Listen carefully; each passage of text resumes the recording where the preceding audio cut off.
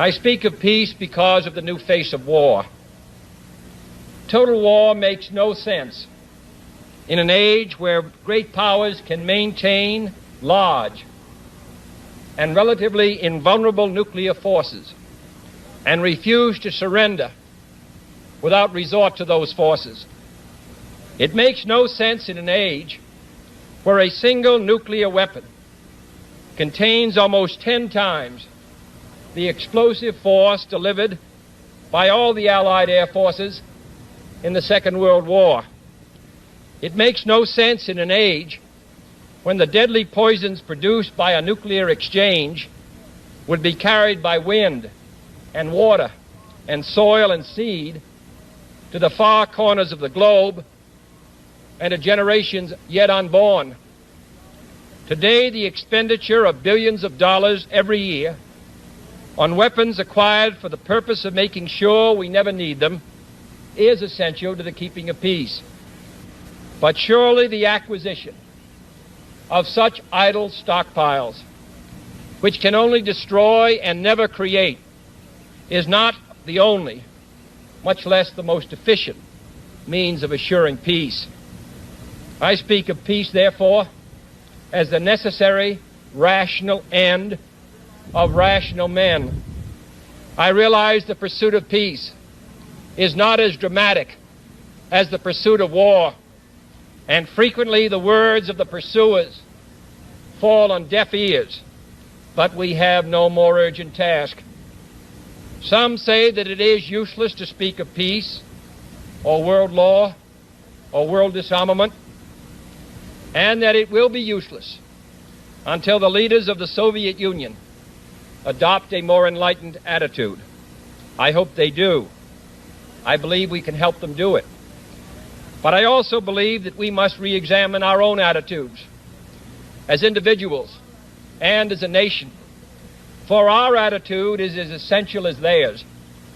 And every graduate of this school, every thoughtful citizen who despairs of war and wishes to bring peace should begin by looking inward.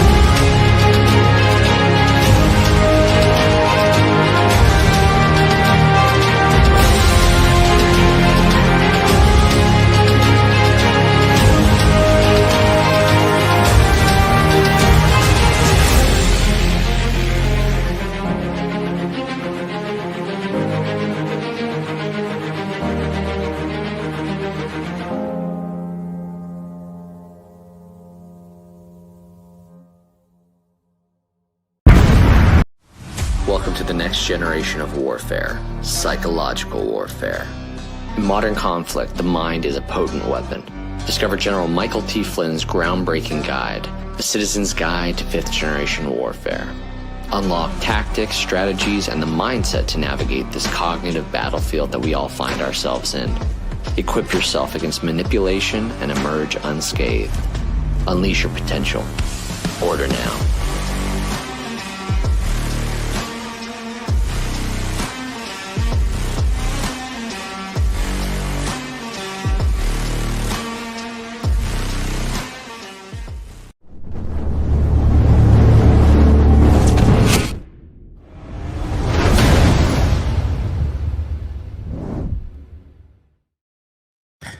Good evening, everybody. Welcome to the AlphaWarrior Show. It is Monday night. It is August the 10th, 2026, and it is a conversation with just Alpha. I needed this show just as much as you guys did. I was already kind of spazzing out because it was so much important information that I didn't get to cover in the other shows that I did that I wanted to cover in just Alpha. But, I'm not just a podcaster. So, a lot of things going on in life, like being a dad to some little ones. And let me tell you guys, that makes it rough. Shout out Mama Bear when she gets home, because I'm like, here you go.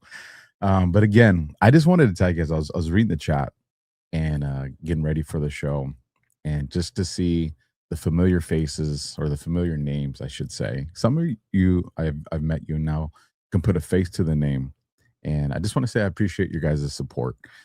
I saw somebody saying that some of the other shows got hit with massive amounts of trolls. So if the trolls come, you guys know the rule. I'll let you guys deal with them. If it gets to the point where they need to get booted, we got 2 moderators in the chat tonight.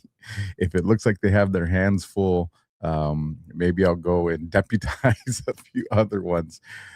You guys let me know. But again, I don't mind people pushing back against me, and I don't mind people coming into the chat with a difference of opinion. But when they become a disruption and disrespectful, the moderators know what to do. And again, I support my moderators, so they already, they know where I stand. And when feasible, right? It's the term I had in law enforcement. When feasible, give a warning. Well, my moderators, when feasible, they'll give a warning, but doesn't mean they have to. If they decide just to pull the trigger, they pull the trigger, I got their back. So with that, folks, I just want to say I love you guys. I love my audience. And there's this month of August is just it's a heavy month for so many reasons, and so many different things. We're going to cover a lot tonight. When I pull up the window and you guys see all the tabs, yes, we're not doing a 5-hour show. We're not going to break the record tonight. The goal here is to shoot to about 11:30 midnight my time, so about 2.5 to 3 hours.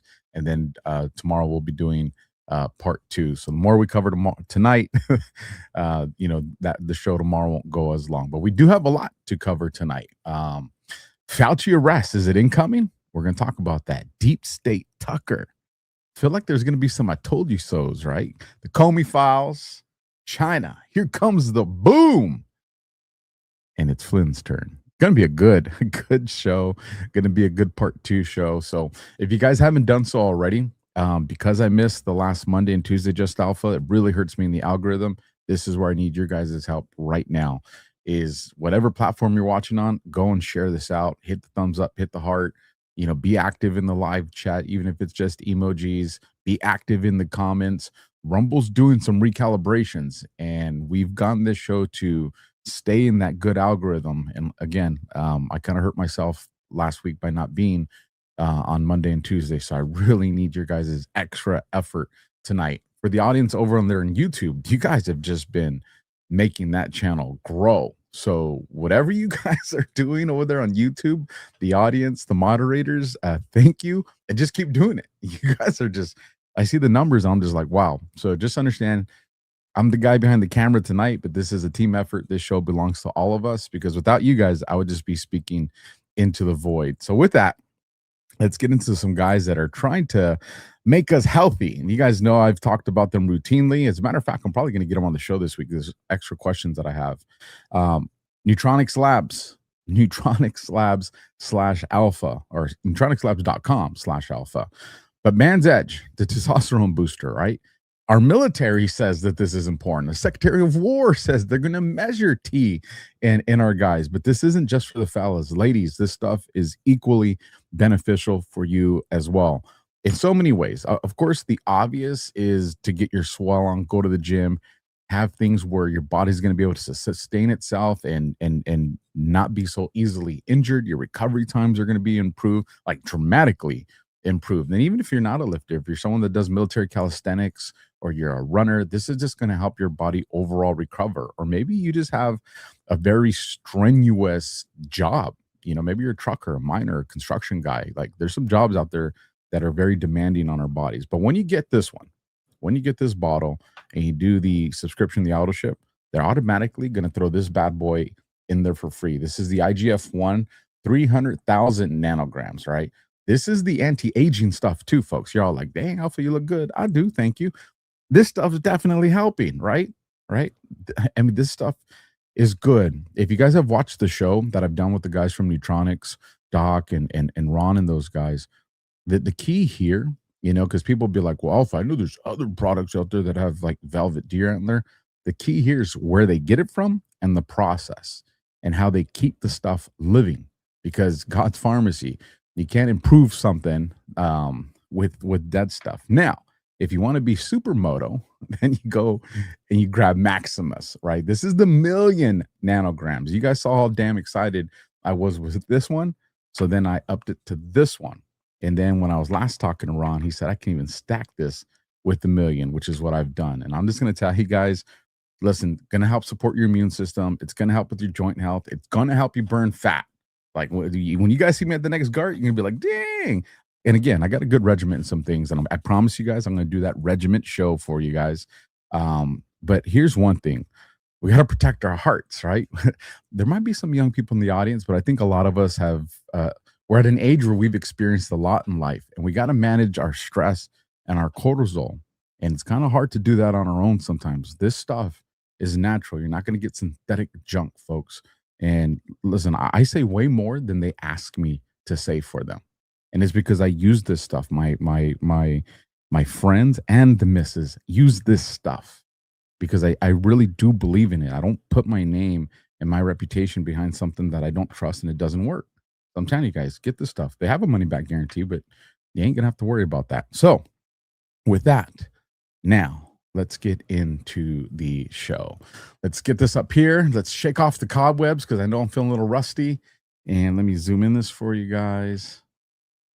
Let me go here. Let me make sure the phone is set up in case I get a emergency message. Be like, stop talking about that. Sometimes me and Josh, you guys get us fired up and we go into some areas we ain't supposed to go into, but that's okay. We're fun. So again, chat, you're ready. All the different platforms are ready. All right, time to rumble. Time to go YouTube. Give me the 5x5s. Make sure we're solid. I hope you guys are having a good night because it's going to be a long night. So let's start right out of the gate with the teaser video that we put out there. General Michael Flynn says, and he's referring to John F. Kennedy in that video. I love that. I love seeing all the flags and you guys are I'm fired up. I'm feeling I keep going on rants. I apologize, but there's this, listen, for those of you that don't know, I used to also handle canines. And one of the things that we were taught, and I probably got some canine handlers in the audience, is your energy travels down the leash. So they would tell us, whatever you're dealing with, leave that in the car, leave it in the locker, leave it at home. The energy travels down the leash. And this is the mentality I have for my podcast, is my energy is going to travel down the leash. I got to make sure that I'm right here. I got to make sure that I'm right here. So this way that my audience gets that energy. And guess what? That you guys put that energy out to people. Power of manifestation. Our creator made us so much stronger than we've yet to even understand. So let's capitalize on that. So again, General Flynn puts out, he wanted peace in our time, but he also wanted to hold the CIA accountable. Every American must now stand on these types of shoulders in order to preserve our future. You can find them in your communities and churches. If you guys monitor certain people, especially the way I do, especially the general, I've noticed a shift in messaging. And that shift is, we've always talked about local action has national impact. But I've noticed with the general, with the president, certain other people that I find influential and important, that there's also a very personal accountability that they're throwing at all of us. Like stop relying on Trump, stop relying on Flynn, stop relying on Alpha. Look in the mirror, look yourself square in the eyes tonight before you go to bed and tomorrow when you wake up, and then ask yourself, what have I done? Right? This president's very, very famous for a line in a speech: ask not what your country can do for you, but what you can do for your country. Folks, that applies now more than ever. So every American must now stand on these types of shoulders in order to preserve our future. You can find them in your communities and your churches, under your roof, at your workplace. It's there, folks. The other thing here that I wanted to point out is he wanted to hold the CIA accountable. Now, you guys know, if you guys watch the shows that I do live Wednesday night with the Colonel, Operation Gladio, Colonel is no fan of the CIA. And I get it. But I also want to remind everybody that the only way to take it down is from the inside. That's the only way you take the CIA down. You could demolition the building, you can cut the payroll, you can cut the funding. There is no way that the CIA would just disappear just because those things happened. It's an organism now that is operated for decades on two things: mission accomplishment and self-preservation. The only way you take an organism down like that, is from the inside, at its root. And because the CIA is so vast, there's so much black market, covert operations, there's so many clandestine operations in play, that if you just cut off the payroll and shut down the building, these organizations are still self-sufficient. They still have the networking in the underground, which again, Trump has targeted all that from the very beginning. So this is trust the plan, bro, because it's working, right? But the point I'm trying to make is you would have to put people internally. So this way they could recognize, they would have to be so close that they knew the covert operations. They knew the black budgets. And that's how you would collapse the CIA from within itself. And so I would tell people, when thinking about that, just remember there are some people that are carrying, coins and titles that attach them to agencies, but they are 100%, 110% full-blooded Americans that are doing the right thing in a very dangerous place. So, enough on that. Feeling pretty warmed up. Let's get into our general news. We got a lot of it tonight. And I told you guys there's a lot of tabs, whole lot of tabs. But just to come out with some local stuff, some California stuff. This one's not specific to California, but you guys know my battle with the old FBI, at least, and in California, and my guns. Gun Owners of America, GOA.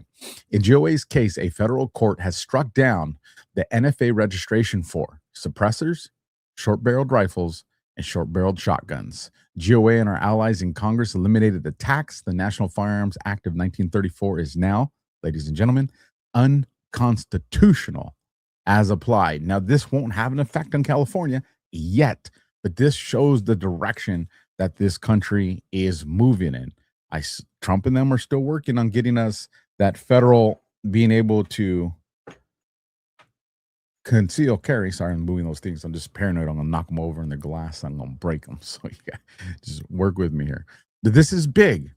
And I'm telling you, folks, I think we're going to see something powerful in California with the Ninth Circuit when it also comes to our Second Amendment and certain things that are in play. And again, I have a personal fight in this. So this is something I've been monitoring closely. So again, I believe this one was out of Texas. You guys can correct me in the chat if I'm wrong, but I believe this win did come out of Texas.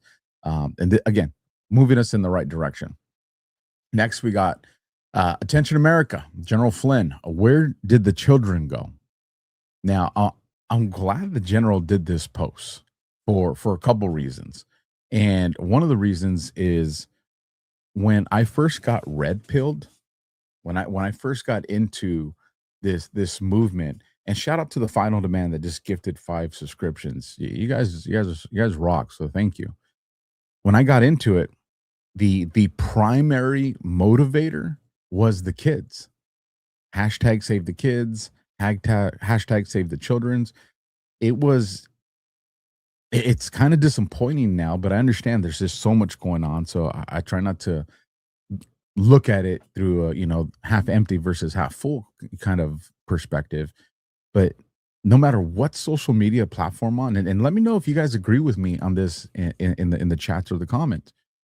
It didn't matter if I went on Facebook, Instagram, or I don't even think I don't know if TikTok was around back then. Maybe it was. But the point is, whatever social media platform I went on, I couldn't scroll without every couple of posts it having to do something with the kids. Like, that's how focused the community was. And now it's like and again, it's warranted. So I do understand. We're focused on the border. We're on defending, foreign Fauci, foreign spending. Like, there's just all these things. And what's something that's unifying? I guess this is where I'm going, right? The kids.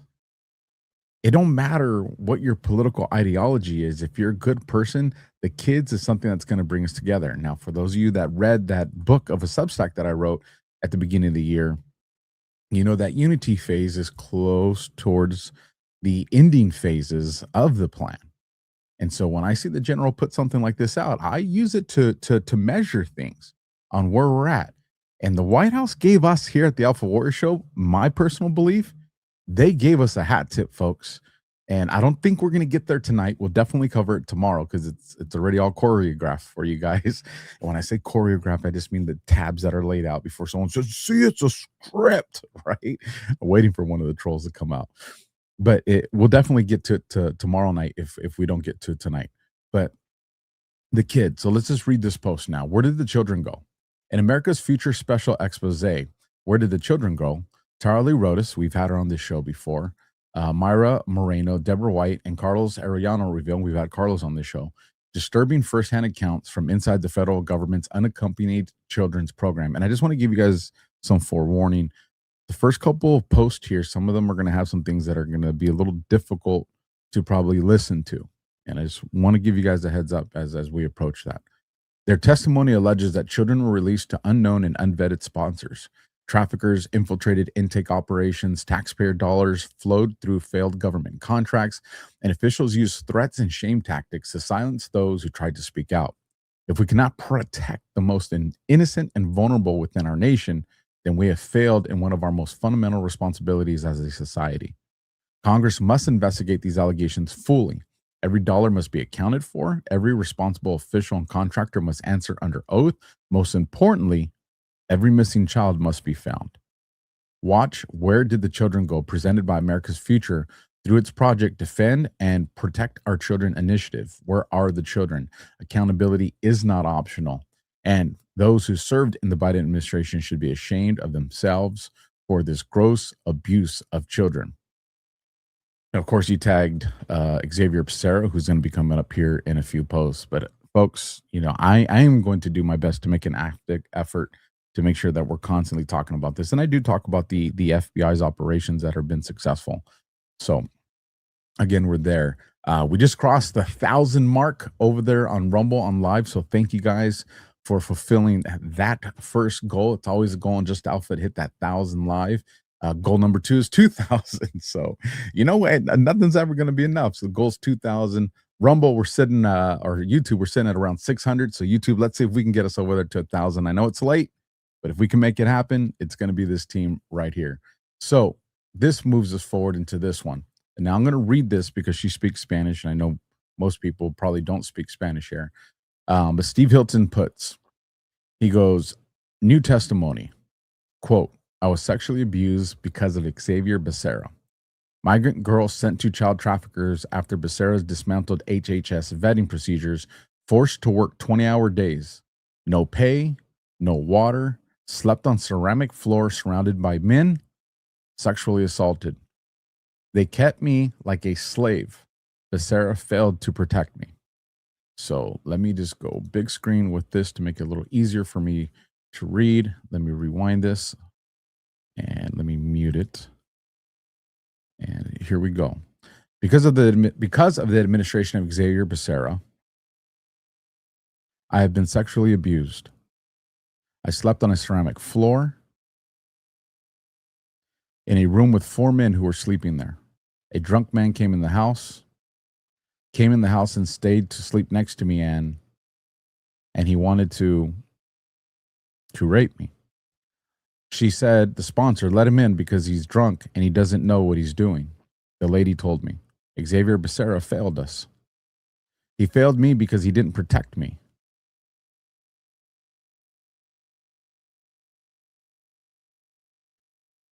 I am Juana Rebecca Perez Sante. I was 17 years old. When I crossed the border of the United States and I ended up in the hands of child traffickers, it says, when Rebecca crossed the border in May 2021, the government placed her with a sponsor, an adult approved to act as her guardian. The process is run by the Office of Refugee Resettlement, part of Health and Human Services, then led by Xavier Becerra. A lady from the shelter accompanied me. Since she is a social worker, she accompanied me to the airport and just left me there. I was alone. So I made the call to the child trafficker, the sponsor. There will be men going to pick me up, and they are the ones that will be the ones to receive you. And the man arrived and they raised their hands. And we got in the car. You're going to stay here, but from today, you're going to start working. She told me, you're going to start making tortillas and food. I would always work for about 20 hours. She didn't give me anything to eat or tell me if I could grab water. She told me to work and work. Once I got back at around 6 to 8 in the morning, I only slept for an hour, so she wouldn't give me a day off. She never gave me a day of rest. I always start Monday to Sunday, and you get the picture. I'm not going to keep reading it just because I understand it's probably not the best sound for the ear to be reading subtitles, but you get the point. 17 years old, and she's going through this. And why do I share this story? Because when we had Carlos on, when we had Tara on, when we had Aaron on, who did a phenomenal job in the back end as a federal agent, investigating and coming up and recognizing these things and trying to be a whistleblower. But the issue here is we were told that this isn't happening. We were told that these kids were safe. They were trying to sell that Trump was the one putting kids in cages.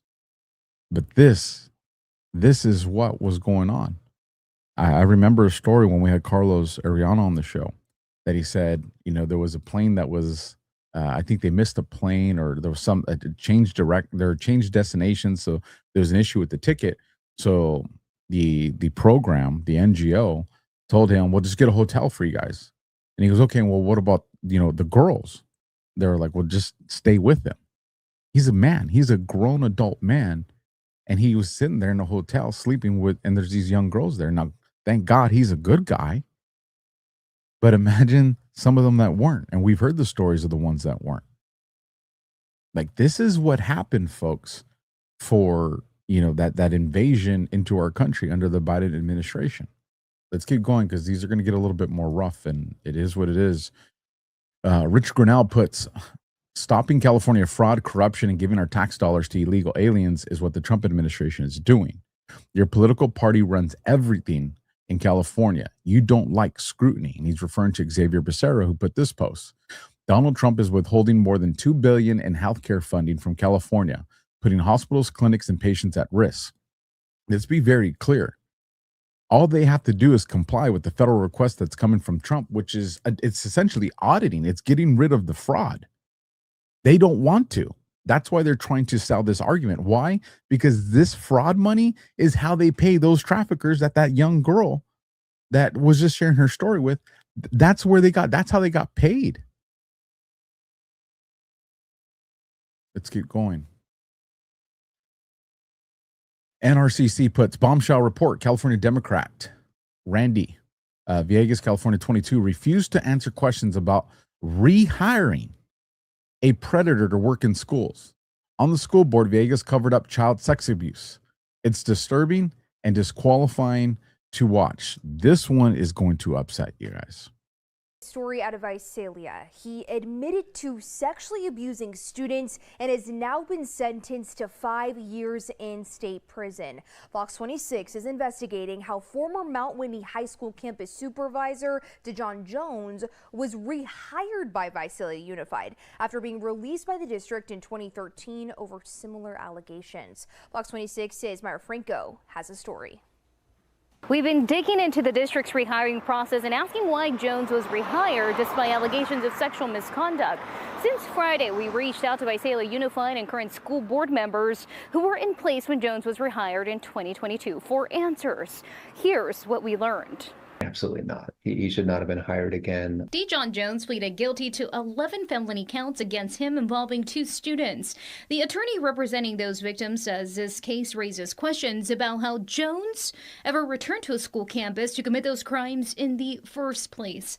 Brendan Gilbert says in 2013, while working at Mount Whitney High School, Jones was released by the district after allegations he sent inappropriate text messages to a student athlete. He then goes to Wenatchee High School, sends the inappropriate messages to students. That there's a police investigation. The problem was there just wasn't enough, I guess, in the minds of either of those cases to charge him or to arrest him. And so he just kept getting fired from places for engaging in the very similar misconduct. He says Jones' employment history should have raised red flags when he applied to return to Visalia Unified. And so when he went to Mount Whitney, he had that all in his background. Gilbert says he believes the district should have taken a closer look at Jones' previous employment before bringing him back. He says Jones was hired into a position that gave him direct access to students. Jones has this really troubling history at different places he's worked at, but he's hired as an on-campus supervisor. So that means that he can pull kids out of class whenever he wants. He has a golf cart. He can drive kids to remote parts of campus. These are things that he did, obviously, involving my 2 clients. Fox 26 is continuing to question Visalia Unified and current board members, including Randy Villegas, who is now running for Congress, for answers about the hiring process behind this decision when it was made. We reached out to them on Friday. No response. A district spokesperson told me then to circle back next week for an interview. On Tuesday, we reached back out to both board members and the district. And this is, you want to talk about systemic? This is systemic in California. I would say yes throughout the rest of the country, but we've seen the horrific stories coming out of California similar to this, whether it's this specific situation or a situation where you had these people in positions where simple background checks should have removed them, and they didn't. And we had kids that were victimized. But yet you have New Scum, Becerra, Bonta, these clowns that want to complain about Trump and say that these issues are because of funding. Why did these issues happen under Biden administration when you're getting all the money you wanted then? This has nothing to do with funding and everything to do with them trying to conceal the crimes that they did, and they need the money to do it. This next story is heartbreaking. Now, this isn't one of child trafficking, so to speak, but for those of you that are familiar with some of the most horrific trafficking stories of organ harvesting, I'm just going to say it. If you guys remember a gentleman I've interviewed on the show quite a few times, about 3 or 4 times, a big fan of his, Mitchell the Lionheart. And he's been a part of these rescue operations, and he's shared some of the horrific stories that he's had from survivors and family members who lived but share the stories of what they witnessed. And some of those talk about organ harvesting. However, we've never gone into the details of that because I think most of you can imagine that. But this story goes into that. And I was gauging whether I should play this video or not play this video because it is difficult to hear. Just so you know, in this video, you're going to hear someone in the background that kind of burst out crying sometimes. The person that's crying is the person that's the victim in this video. His sister is the one that's talking. Just so you guys understand what's taking place. Very hard story to listen to. This video clip is roughly about 3 minutes. So if for whatever reason you decide you just can't listen to it, it'll be, like I said, it'll be over about 3 minutes. So MJ True puts, "My God, this is horrific. Sister recounts the horrifying moment her brother wept as he was being prepped to have his organs harvested." Donna Rohr, quote, "TJ was crying on the operating table. His eyes were tracking me, and they told me it was just reflexes." That's a quote from what you're going to hear. So again, disclaimer, this is very tough audio to listen to. Hello all. Senator Kennedy, Administrator Ingalls. I'm Donna Rohr, TJ Hoover's sister. I was there. I saw what happened to my brother. They prepared to recover his organs while he was still alive. During that honor walk, his eyes were open. He was tracking me, and they told me it was just reflexes. Then during the heart cath, he was thrashing, crying, and grabbing the doctor's hands to stop him. Even after those signs, the organ procurement process continued until the physician refused to proceed. One of the organization's own coordinators called the home office after the doctor refused. She was told, "Find another surgeon or you'll lose your job because we're finishing this case." My brother almost died that day. That should never happen to anyone. Laws and standards were clearly violated. Those responsible must be held accountable. When they finally stopped and acknowledged TJ was still alive, they sent him home with me and said, "Make him comfortable. He will not last." Well, it's been 5 years and he's still here. I'm grateful every day for that, but he is not the same. He has nightmares. He struggles remembering things. And he asked me, "Sis, why did they want to kill me?" I don't have an answer for him. I'm just a sister. But I know what I saw. I had to quit my job to take care of him full time. We're barely scraping by. My life is taking care of my brother, and it wears me out sometimes. But this isn't just about TJ. Families deserve confidence that every patient is treated safely and every safeguard is followed before organ recovery is ever considered. We're talking about real lives and real families like mine.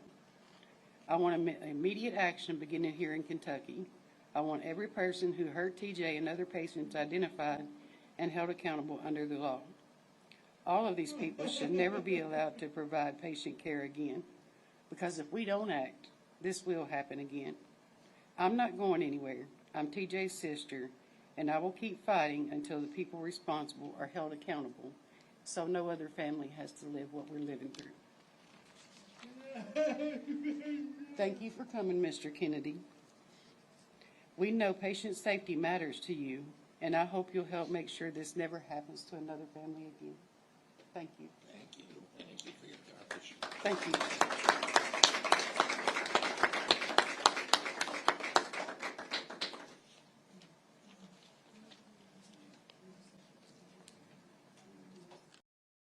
There are some evil people that walk this planet, folks. And that will lean more into the conversation tomorrow night. But, to see someone suffer, some of you will probably laugh at this, being like, but you were a Marine that went to combat and then you went to law enforcement after that, which is true. But when we would watch videos and training videos, it always really disturbed me and made me sick to my stomach, especially watching some of the cartel videos on some of the torturing that they would do. It affected me. It's hard for me to even explain, but just seeing a person being subjected to that and just feeling like I was there with them and in the fear and pain, it made me sick to my stomach. And then the other part that affected me was the person that was doing it to them. Like, how can you keep doing what you're doing, seeing what I'm seeing? How? Like, how is that possible? And these were the years where I realized that the evil that I read in the Bible as a child, the evil that I read in books, fiction and nonfiction, all that, none of it reached the threshold of what real evil looks like. And that exists. The last couple tabs, and we'll get into some cheerful stuff, I promise, folks, but this stuff is real and we don't get to ignore it. This is what we're fighting. These are the people that are taking these kids. And so when the general, myself, the president, when we're saying that you have to have an active role, the reason is because this is what we're up against. These people are not going to stop if you say, I give up, I surrender, have mercy. It hurts. That empowers them. They feed off that.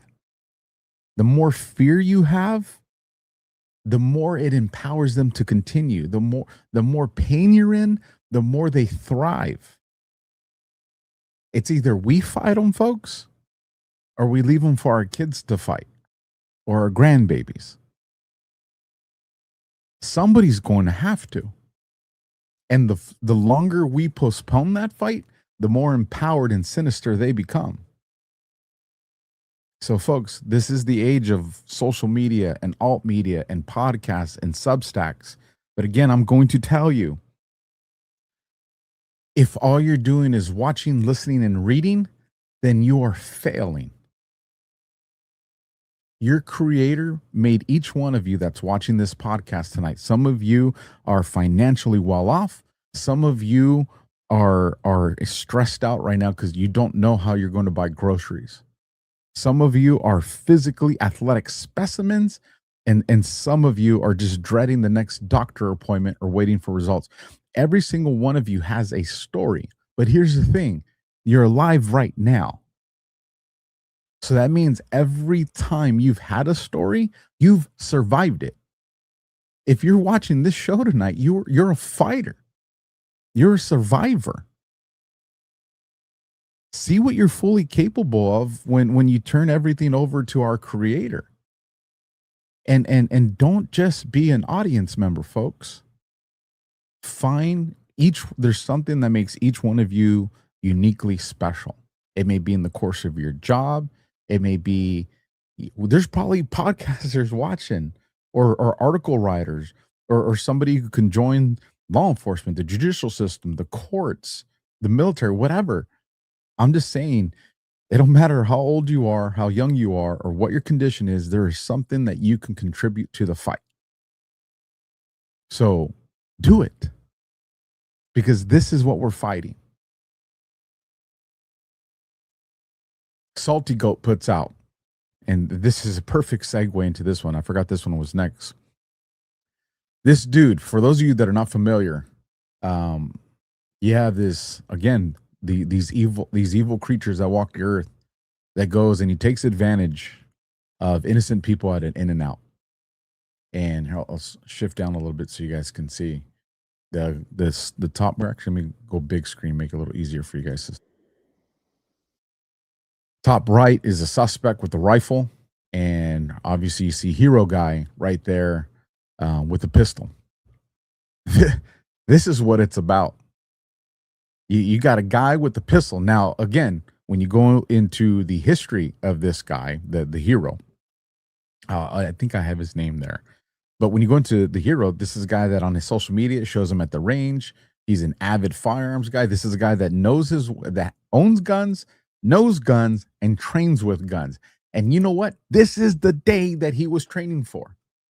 Maybe it never comes, but this is the day that he was training for. And people lost their lives on this day. You can see right there, he shoots into the window of a Tesla and kills the driver, injures the passenger. And I know a lot of people are like, why didn't the Tesla drive off? This is a thing that Tesla's going to have to work on. When they're plugged in, they will not operate. So the people are essentially trapped. There needs to be an emergency override or something, rip off the pump, whatever, but they couldn't do nothing. But this guy goes and he takes the fight with a pistol to a rifle. The rifle, more accurate, longer range, and more powerful. And even with those odds stacked against him, he knew that his training, his courage, and his will is all he needed. Took the fight to the guy. There's also an off-duty officer that was inside the In-N-Out. And for those of you that have seen it, I actually might even have that clip for you guys. Let me move one over, I think. I do not. But he goes in there and he's looking for the guy. He doesn't know if the guy's inside or outside, but he's in his plain clothes and he's doing a phenomenal job in the inside. And then he goes and he takes the fight to the gunman at the window. And I think the gunman even got a hit on him. So, a lot of people were trying to be heroic, but with that, In-N-Out Burgers posted this. We lost one of our beautiful associates tonight. Lindsay Snyder's message of grief, prayer, and strength. To my dear In-N-Out family, customers and friends, and family to both, my heart is broken, my chest is heavy, my eyes burn from the tears I've shed. We've lost one of our beautiful associates tonight. She was taking care of our most important asset, our customers, and her life was taken by a disgusting human who doesn't value the lives of others or his own. He shot both on our property and off, and ended his life shortly after he took the precious lives of our associate and customers, innocent people who never saw it coming. In-N-Out will be mourning with the families and praying for them as they tread through this painful season. I am no stranger to loss, but this is so incredibly tough, and my heart goes out to all the associates and customers who were there during this traumatic event. I love you all, and I ask you to turn to God, not in anger, but seeking comfort and strength for those who are hurting. We will stand together, and we will do everything we can to learn from this situation. Love and God bless Lindsay and family. Now, with that, some of the things I want to bring up, and I want to make sure, no, I didn't have the alternative footage for you guys. Maybe I can line that up for you guys tomorrow if you guys want to see it. But during this footage, because there's the different CCT camera footage that's come out now, and there's just all kinds of stories that are coming out of this event. One of the girls is coming, or ladies coming around. She gets out of the car. She's coming around the drive-thru. She's trying to get away, and she ends up coming face to face with this guy. He cranks some rounds at her. She takes off running. While she takes off running, she gets to the back of his car where he had dumped the pistol. He had a pistol with him. She goes, because the pistol jammed. She goes and grabs the pistol. However, she doesn't know how to, just like he didn't, she didn't know how to work through the malfunction that pistol had. Whether it was a double feed, a stove type, whatever it is, she didn't know how to work through that. But here's the thing. She was going to grab that pistol to either defend herself or take the fight. That's bravery. That's courage. Because she could have just kept running. And that would be understandable. Trust me, that would be understandable. I've been in gunfights. But the fact that she was stopping there to grab it showed that she had the courage to be like, I'm not going to be taken as an empty-handed victim, or I'm going to try to be in this fight. And that's what I'm talking about, folks. That's America. That's what it's about. And again, heart goes out to the people that just couldn't do nothing. They're sitting ducks. So that's some of the hard part. In this, there will be more later, but that's the rough stuff, folks. And let me just take a look, make sure we're still 5x5 on everything. I don't see anything. I don't see any trolls attacking you guys. So it looks like we're knock on some wood, right? We're doing troll free a little bit. We're approaching that 1,000 mark. YouTube, you guys are getting there. And Rumble, you're inching closer to that 2001. So keep working on it for me. Appreciate it, guys. U.S. Department of Energy, right? For those of you that don't know, if you're not familiar with devolution, I should get John on from Badlands. Share that story. Thank you for the 5x5s, folks. I appreciate that. But for those of you that are unfamiliar with devolution, especially John's early work, there was a lot that he focused on with coming into the PEDS. And when it caught my attention, landed on my radar to bring him on, he was one of my early guests, and I was actually studying his work. I wanted to learn as much as I could about these PEDS.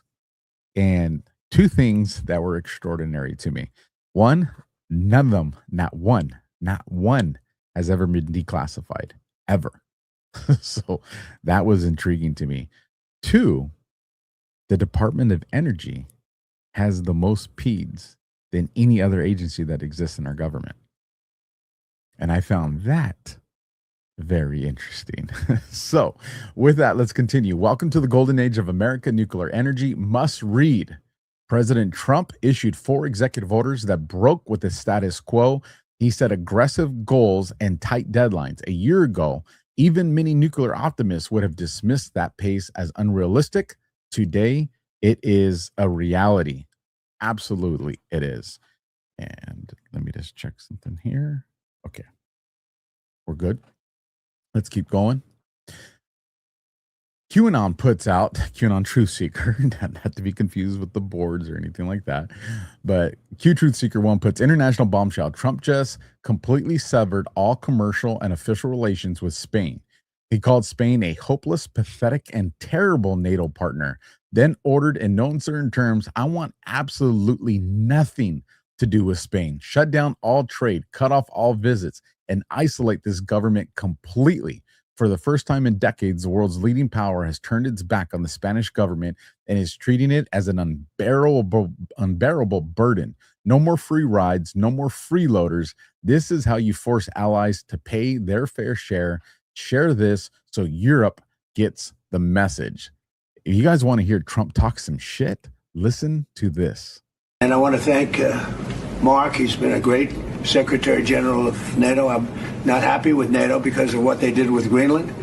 And I'm not happy with NATO because of the fact that they didn't want to help us with the #1 state sponsor of terror, that's Iran. They were unwilling to help us. Now, in all fairness, I didn't speak to Mark about it. I think if I did, it might have been different, but we didn't need help.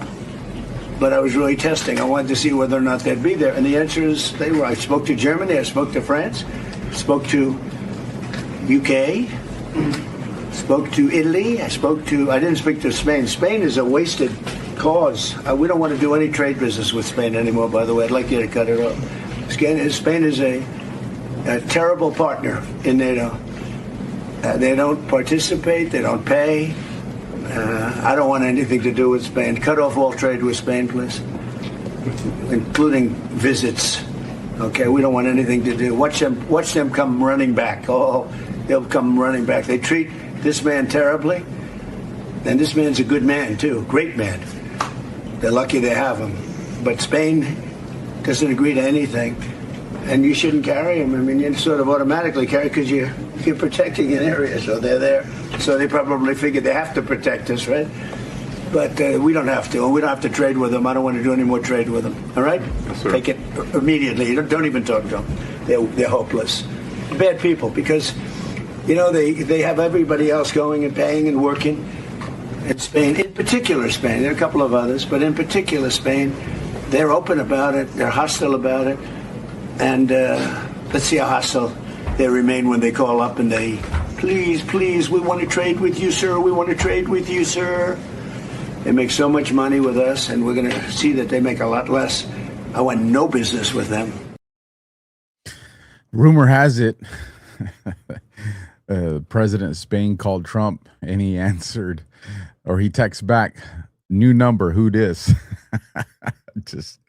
I'm just playing that didn't happen. Maybe it did. But you get it. This president is, and this is why it irks me to, it's hard to reach out and touch someone in the digital world, but there's some people that just need some love. There's some people that just need really strong hugs around their neck, right? Because they like to talk a lot of trash on this president. And look at what he's doing. Everything that we've complained about for decades, right? Why are we sending things to other countries? And look at what we're going through. We have those conversations today, and this president's facilitating that. And yet people don't want to give him his flowers. They don't want to recognize this stuff. And when stuff like that happens, it tells me that there's a narrative in play. Now, is it a good guy narrative? Is it a bad guy narrative? That requires work, right? And I try to use this show to provide clarity for you guys in the fog of this digital information war. Here's some good news. Homeland Security, child trafficker pleads guilty. Working as part of an alien smuggling organization, Diane Guyton drugged and brought children between the ages of 5 and 13 into our nation illegally. Thanks to the work of HSI El Paso, Customs Border Patrol, and our partners at the Justice Department, this smuggler will never be able to put innocent children in danger again. I'm gonna play this clip here for you guys, but I'm gonna share something with you guys to let you know why it's really hard for me to sit in a chair behind a camera and a microphone when this is going on. It just I feel like I'm not built for this job. I'm doing this job and I will do it to the best of my ability, but I'm an operator. I'm supposed to be kicking down doors, and when I read stories like this and what we saw the last couple of years during Biden's administration, it's hard for me to address this issue from a camera. I struggle with it. Like, I'm going to be very honest with you guys. I struggle with it because I feel like I'm not doing enough. And I have these two little girls. One of them is getting ready to turn 6. One just turned 3. And the 3-year-old is a handful, right? And sometimes Papa Bear has to yell at her because discipline's important. Sometimes she's got to get a little waddle of discipline. And of course, she gets emotional over that. And even though dad just yelled at her, even though dad gave her a little spanking, she'll turn and arms open and just wants to know that my love and affection is still there for her. And of course, I give that to her. That's the innocence and purity of a child. This lady was drugging them, giving them gummies with weed or other things. If any of you have kids, you know what I'm talking about. You know the moment that I just spoke of. You've experienced it probably countless times. Nieces, nephews, grandchildren. They were drugging them. And that alone for us would be like, that's horrific. And that was only the beginning of the nightmare for these little kids. I mean, folks, there needs to be an accountability on those responsible, not for our sovereignty, not for claiming America, not for saying that our country is the best. There needs to be an accountability that comes from our government or our military or both, because if there's not, and the more and more of these stories get shared, you will have a world of vigilantes. And I wouldn't oppose that. But I think that this president, this administration, I think that the powers that play, the good guys, I think they understand that too. And I think that's why they're going about this in a way where there's not public chaos.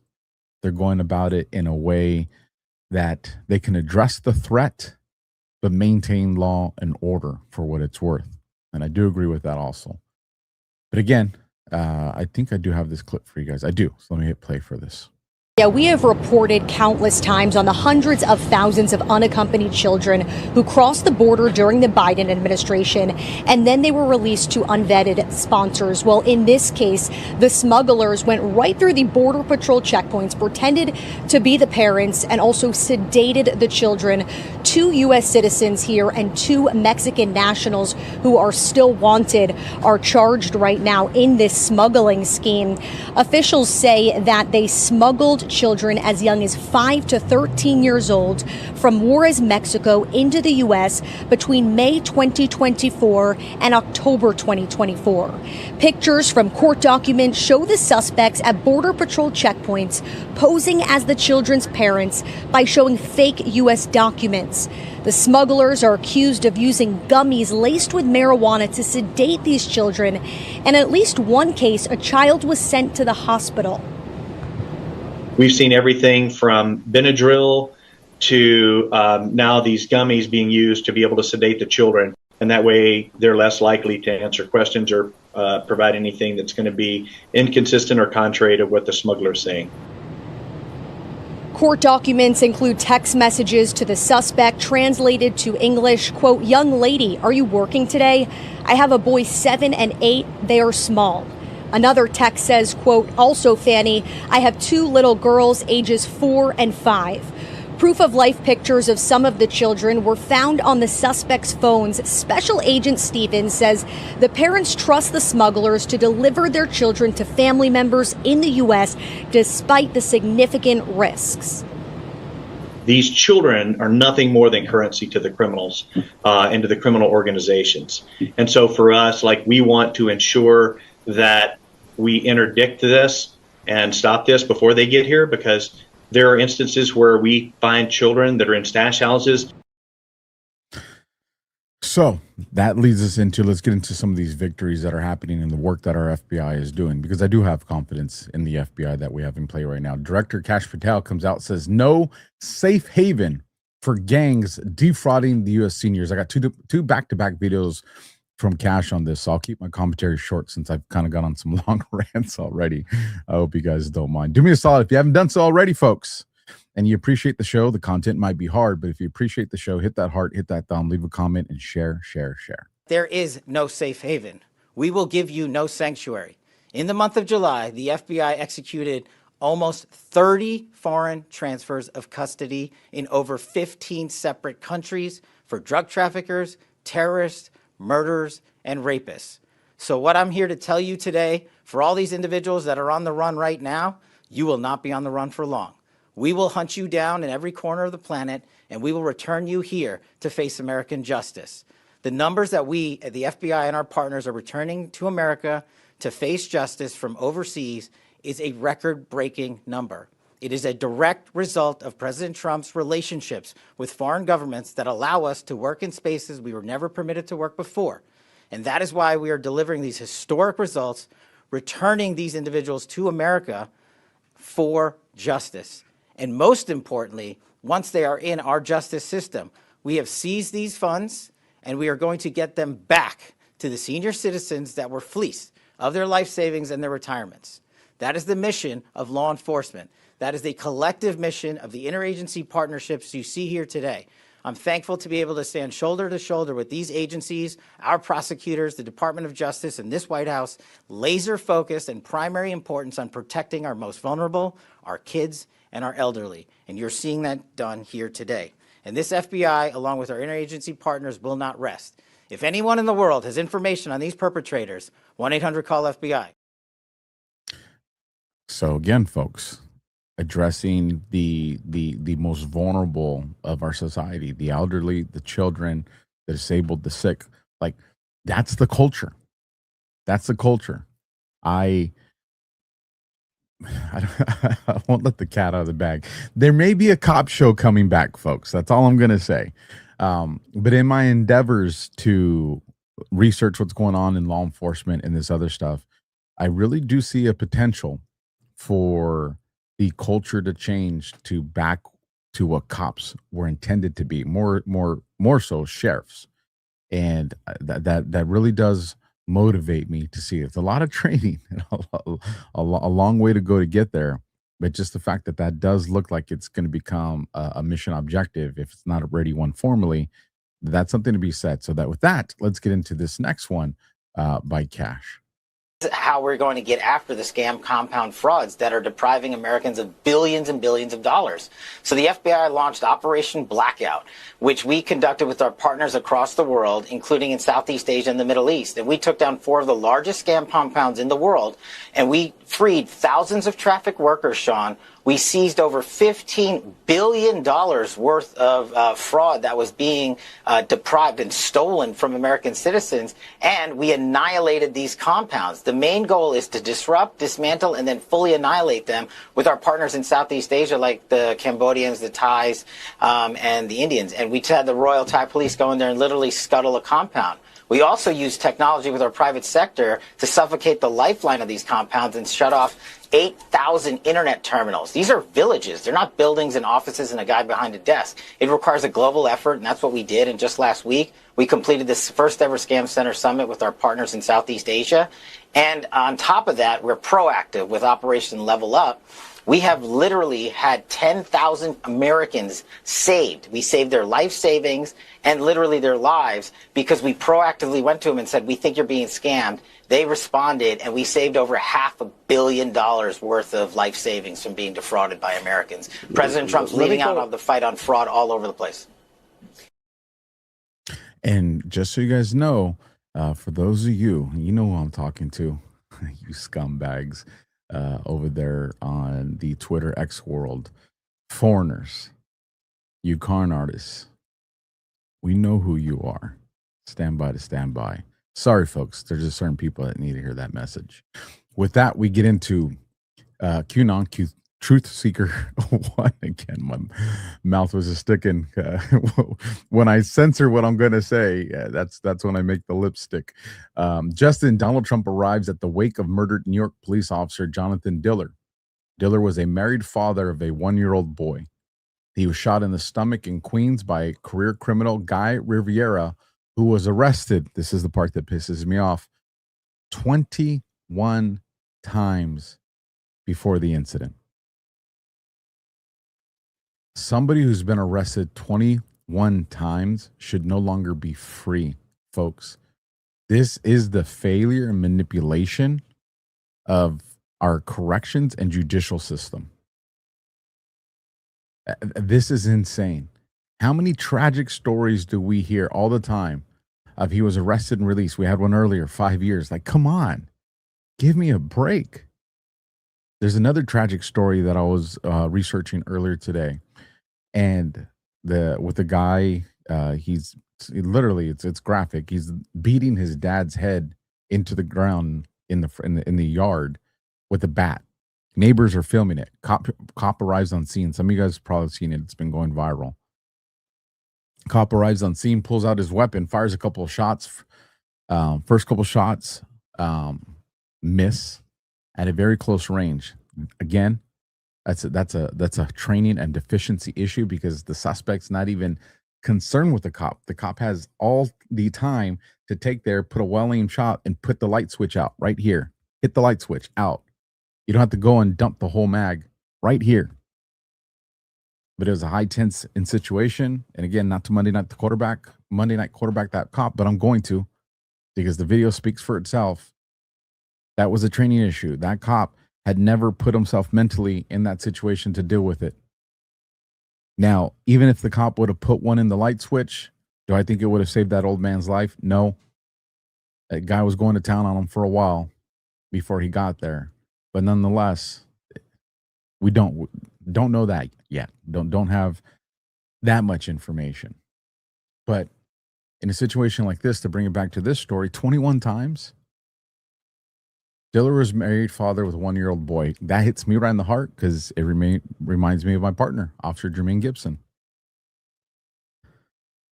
Just got married, and kid was a newborn. And I hear this story and I think that, a child that's going to hear stories of their father through friends, of his mom, because he's too young to know him. And he's just going to have to know that his father was a hero. And again, that means something, but that kid should have his father. 21 times, this is something that was avoidable. So, a lot of work that's going to have to happen on the law enforcement judicial side of our country. Stock Mom, if you guys aren't familiar with her, her husband, retired NYPD, solid dude. You guys have seen me. I've had him on the show over there on People. And I didn't even realize this, but phenomenal at the understanding the markets. Just brilliant when it comes to this stuff. Treasury Secretary Scott Bessent said AI will increase productivity growth, and that is how the U.S. will see a big increase in national wealth. In a previous news conference, he stated our GDP could see a 5% through this AI technological revolution. Now, I just want to pat myself on the back, because I am not a stock expert. But what I will say is, one of the things I've been telling you guys is AI is going to be a game changer when it comes to our economy, to everything. And right here, you guys know I like Scott Bessent. I know a lot of you guys do. And it seems that he's lined up with that as well. So there's some good news. Elon Musk, just to add to this story, AI, agent tech, internet traffic will obviously vastly exceed human usage. Not a close call at all. Cloudflare's forecast is accurate. Check this quote out, folks. I'm definitely not a fan of this. Humans will be a rounding error on the internet. According to Cloudflare's forecast, bot traffic will exceed human traffic by a factor of 1,000 within 5 years. The fact that humans are no longer the main on the internet is no longer news. I would disagree with that. I'll tell you why in just a second. In May, according to Cloudflare, bot traffic surpassed human traffic for the first time. However, the latest forecast is even more ambitious. In 5 years, machine traffic may be 1,000 times more than from real users. This is reported by the Register, citing a report by the company's CFO, Thomas Seifert. Now, and you guys deal with, trolls. Trolls and bots aren't the same, but there are some bots that get deployed. And if you guys know, they aren't that sophisticated yet. Now, they will be at some point. And this is why I don't want to go on these side tangents, folks, but they're important. The show is live, and I hope that this is probably why you come for. This is the ish part of the Just Alpha show, right? For those of you that watch the show I do with Ghost, that'll make sense. If we stop talking to each other, I'm not talking texting, I'm not talking sending emails. If we stop talking to each other, then we're going to forget what real human interaction looks like. And then this right here, that does become true. Maintain real relationships, folks. As important as technology is, as important as social media is, as important as AI is going to be, don't abandon real handshakes, real hugs, real human interaction. And make sure your kids know what that's like. Take your kids to the park, to the mall, to places where there's other kids, so they learn actual human interaction, not just interaction through a device. Because the second we lose the recognition of that, this article will be true. And then we're done. Like, we're done. When you blur the line between human and machine, we're done. And there's a lot of people that want that. I don't. I hope most of you don't. Don't stop talking to each other. And it has to go beyond the household. Can't just be your husband, can't just be your wife, it can't just be your kids, because that's a different interaction too. You got to interact with your coworkers, with people at the mall. And again, interact outside of your comfort zones. At work, yes, that counts. It's real humans. But at the mall, how many of you were at the mall and you get there, you're there for a few hours of shopping and you go home? Here, Liz, you don't have to answer in the audience. But how many of you went to the mall this weekend, or a grocery store, or somewhere where you were there for more than 30 minutes or an hour, where there was dozens, if not hundreds of people? How many people did you say hi to? How many people did you say, hey, how's your day going? Hey, I like your purse. Hey, I like that team. How many of you had a brief interaction at the mall outside of the person that you were buying your coffee from, or your shoes, or whatever it is you're buying? How many? Folks, that's the part. We can't abandon us being humanity. Somebody sent me a video on one of the platforms about a week ago. It was pretty cool. I'll look for it so I can share. If I find it, I'll share it tomorrow. If not, I'll definitely share it next week. I'll put in my little note right here real quick. 90s vid. And it said, growing up or going to high school in the 90s. It was picking up the kids from school in the 90s. And the kids were all leaving the schools. I mean, it might have been AI generated, but it was spot on accurate. And had all the kids coming out. The kids are all talking. They're looking at each other. They're talking to each other, right? They're crossing the street doing this stuff. But it was super cool, super cool. And then it showed kids being picked up from high school today. And it showed all of them like this, all walking on the sidewalk. And it's like, damn. I love technology, folks. I love it. But we got to stay human. We got to keep that part of us. All right, let's keep going. There's enough going on there. And I got to catch up, folks. This one's jacked up. Raging Rigo. Raging Rigo. Every time there's drama, he reaches out to me. He's like, hey, come in my space. I'm on to you, Rigo. You're like Maury Povich, bro. I still love you, bro. But he says drone warfare, civilian level. And it says Fox News puts this video out right here. Dramatic new video shows a Ukrainian man running for safety as a drone chases after him in a market before the device detonates right next to him. Ukrainian police say the 52-year-old survived the August 4th attack with blast injuries, shrapnel wounds, and a concussion. Now, here's one thing just to kind of show you the direction that we've gone in as humanity. I made it bigger just so you guys can see. Poor dude's running around that van, and you see the drone just kind of toying with them, chasing them, right? Because there's nothing there that is really cover for him against that explosion. And the operator of that drone knows that. This is just torture. And then finally the guy goes to where he's going to try to jump in, and then the drone goes in and detonates. Now, couple things. One, the fact that we're so desensitized that this is stuff that's just considered acceptable content to be out there. There's that. The second part is we're being led to believe, the insinuation here is that this drone, he did survive. I saw Lonesome Fugitive. He did survive. There's actually a video out there of him talking about this. But the insinuation is to create anger and animosity towards Russia being the one that did this. Why? Because there are people out there that don't want to see the sovereign alliance flourish, and they want these wars to happen, that being the deep state. My speculation here, I don't have evidence to support it, but my speculation here, given the patterns of what we've seen over the last couple of years, is that it was Ukraine that actually did this to their own person. We know a few other countries out there that are willing to do that. Pretty jacked up. Let's keep going. Ghost Space Pack. Okay. Shameless plug. On Sundays, I do a show with Ghost of BPH. And for those of you that are like, where's all his other shows been? Ghost picked up a new endeavor. Very excited for him and his family with that. He's still going to be around. It's just he's going to have to kind of like rebalance how all these things are going down. But he's going to be doing the Sunday shows. And so for those of you that are having your ghost withdrawals, tune in Sundays for the Middle East in 30 minutes ish.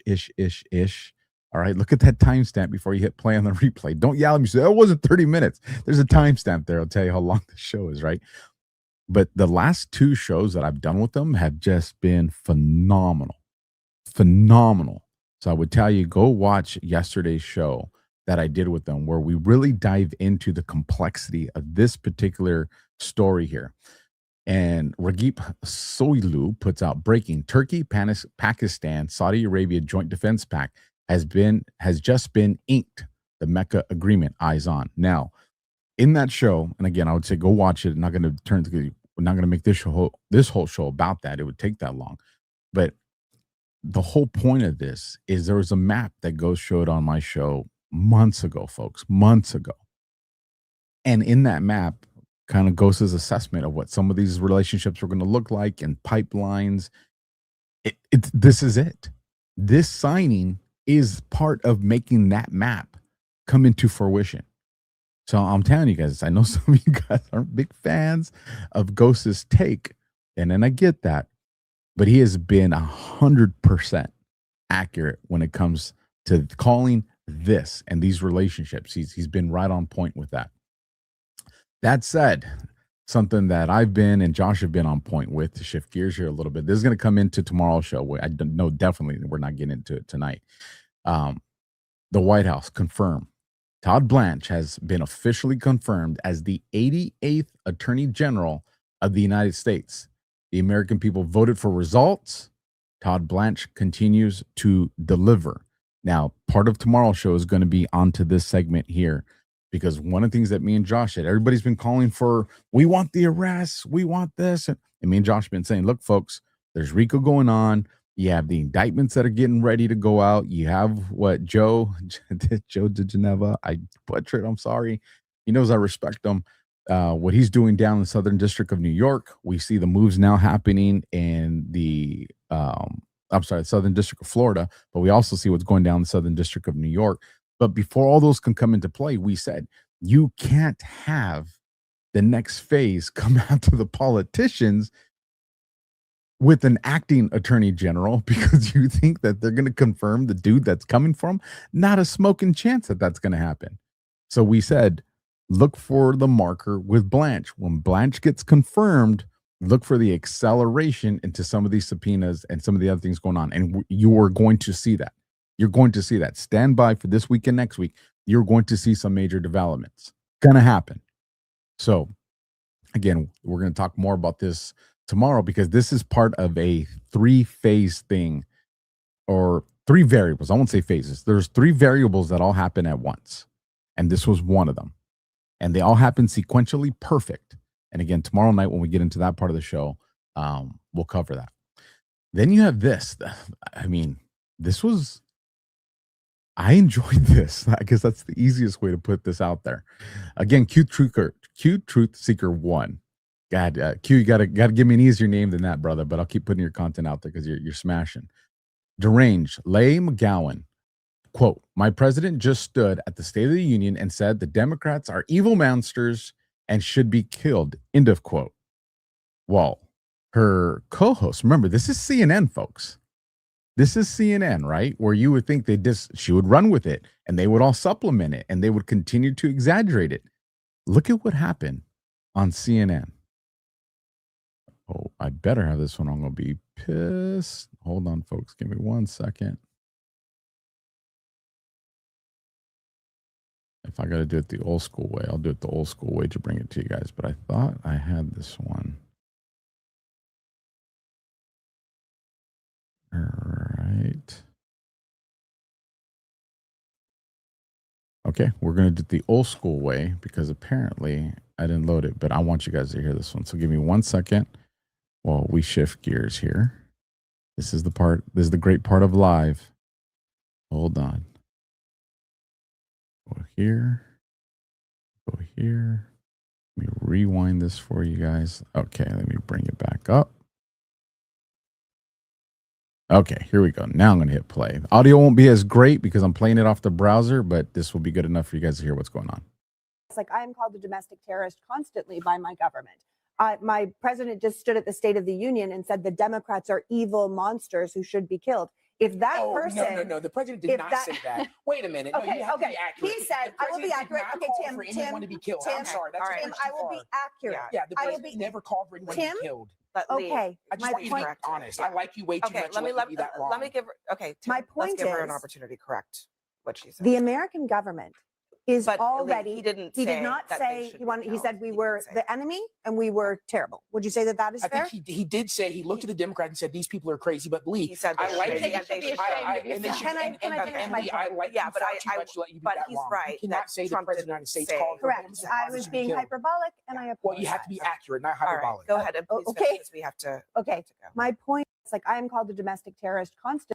So, folks, CNN made their hosts be held accountable and correct the record. Now, again, I'm not advocating for y'all to run out. I'm fixing this, getting myself back on there, or getting this back. Not advocating for you guys to run and, CNN's credible now. No, but I'm just saying the direction that this is moving. This is the rug pull against the Mockingbird media. This is a win. And we're seeing this more often than not now. And again, that's important because, again, whether they're doing it because they know the inevitable's coming, and what's the inevitable? Clip this, mark it. You guys have heard me say it. I am etching my name in concrete on this one. The Smith-Mundt Modernization Act will be repealed during this administration. Mark my words. And they know it. And so are they prepping for that environment to show that it's a slow, steady progress to becoming more of a news organization? I'll never trust them no matter what, but it could be. Or maybe we have infiltrators into the Mockingbird media. I don't know, but I'm telling you guys right now, Smith-Mundt Modernization Act is not going to survive this administration. Mark my words. Clip that. And then to bring our news section to an end on a long 90-minute intro, I guess you could call. If you guys remember the show that me and Josh did on this, I said this. And so I want to cover this because this broke right before the show. So this was something I didn't plan for, and it delayed me a little bit because I wanted to read up on it and make sure we weren't being hoodwinked here. Kanoka the Great puts out new. President Trump, listen very closely, folks. If you've been distracted, listen very closely to what I'm going to read here. President Trump was secretly moved off Air Force One in an airport catering truck after intelligence flagged a credible Iranian assassination threat, according to the Washington Post. On July 8th, as Trump departed the NATO summit in Ankara, Turkey, he boarded the 747 in front of cameras, then slipped out the other side into a catering truck and was driven across the tarmac to a C-32A. The press and even some White House staff reportedly boarded the 747, believing Trump was still aboard. Trump's smaller jet flew to Britain under the call sign Reach 18 with public tracking disabled, while the empty 747 later assumed the Air Force One call sign. The elaborate deception operation came just one night after the U.S. forces renewed strikes on Iran. Now, when me and Josh were talking about this, right? Because I think I even have a clip. I don't think I lined it up. No, that's a separate one. But when me and Josh were talking about this, we're talking about, well, one, we know that the new Air Force One has certain technologies to it. But what did I tell you guys? I said it's a leak operation. When you look at the Air Force One being called up to meet them across the pond, and he had all the controversy. Well, no, it's just going to go out there and we're going to show it to the other military guys so they can see it. We're going to fly this one to Turkey. Listen, there's no way the new Air Force One is going to have the most powerful man in the world sitting on it. It's not going to have countermeasures or defense mechanisms against any type of threat. Not going to happen. However, and this plays into, we'll talk a little bit about it now, but we're going to go into detail with it later. You have the administration that posted a photo a few days ago. George Washington, Abe Lincoln, and President Trump, all with feathers. Now, what do they have in common? And I like what Josh said, with the war, the revolution, the Civil War, and what Trump's in now.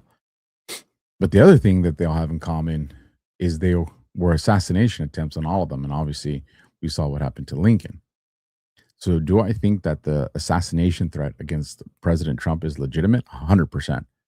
I think he's in the most dangerous threat assessment of any president that has ever held that title. Hands down, I believe that. Now, with this story, one of the things I had said when we were having that conversation was, I go, wouldn't surprise me if Trump was on a jet that we don't even know about, because of everything that's going on. And apparently this is the story that's being reported. Now, even though that story makes my theory accurate, here's what I'm going to tell you guys. I don't think that happened. I think this story itself is also part of a leak operation. It's too specific to not be. This story doesn't leave any questions for the media. And this White House doesn't operate that way. When they put stories out, they always leave pockets. I call them voids, for the media to jump in to create the sub-stories. They didn't leave any here.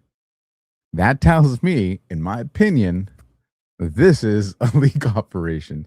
So I'm going to be looking over the next few days to see who loses their press credentials or what military person gets fired or sent off to BFE for their new deployment thing.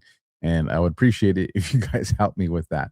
The other thing here is it's doing the red solo cup. You put the ball in there and you get the red solo cup, because now the deep state's like, well, okay, so now we don't know if he's really on Air Force One, because now we know he does these moves to get onto a different plane. So, it creates, future diversions, and it makes the deep state have to kind of work harder to come after them too. So all that's in play. But if you made me bet, this is a leak operation. We'll see. We will see. So with that, folks, that concludes the catch up on the news part that I usually try to have it done in about 45 minutes. We just breached that hour and a half mark, but some of that was music and intro and all that.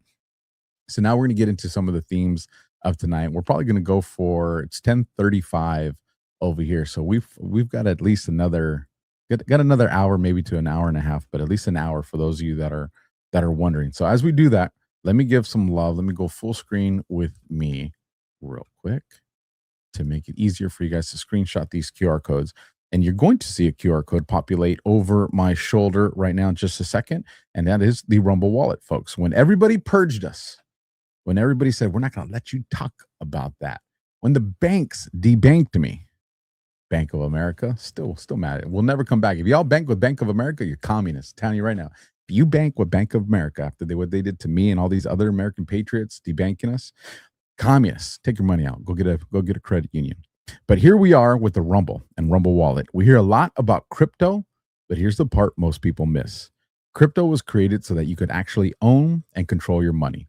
After the 2008 financial crisis, Bitcoin was designed as an alternative to banks. So instead of a bank holding your money, delaying transfers, or limiting access, you're in control.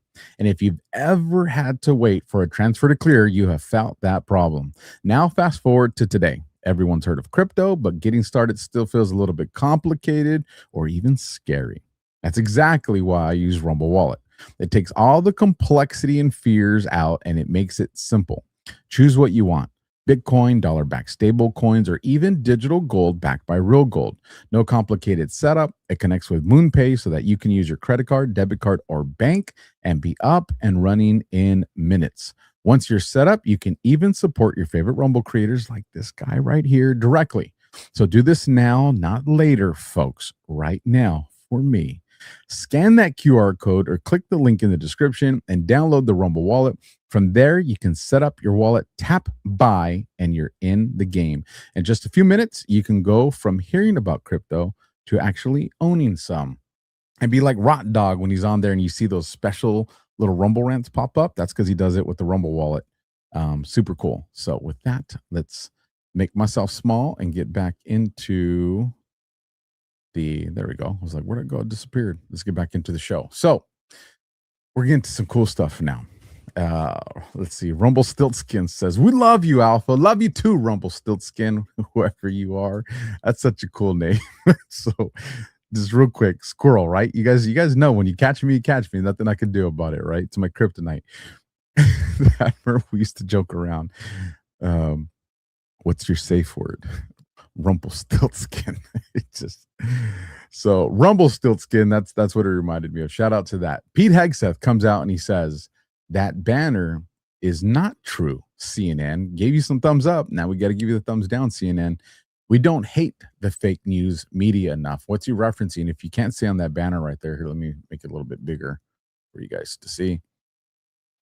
Breaking news sources. U.S. has used nearly 80% of key missile interceptors in the Iran war. Top commanders warn stockpiles dangerously low. So one would argue, well, why would the media push that lie? Well, I'm going to tell you. One, what did Trump tell us when he addressed the nation a few weeks ago about China and influencing media operations and influencers out here? This is one of them.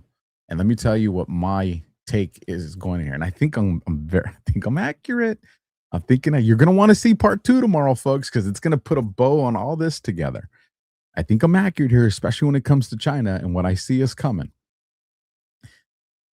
If Americans were to believe that our stockpiles for our munitions were low, do you think they would support us going to war, any kind of war, with one of the most powerful countries in the world, like China or Russia, which we're not?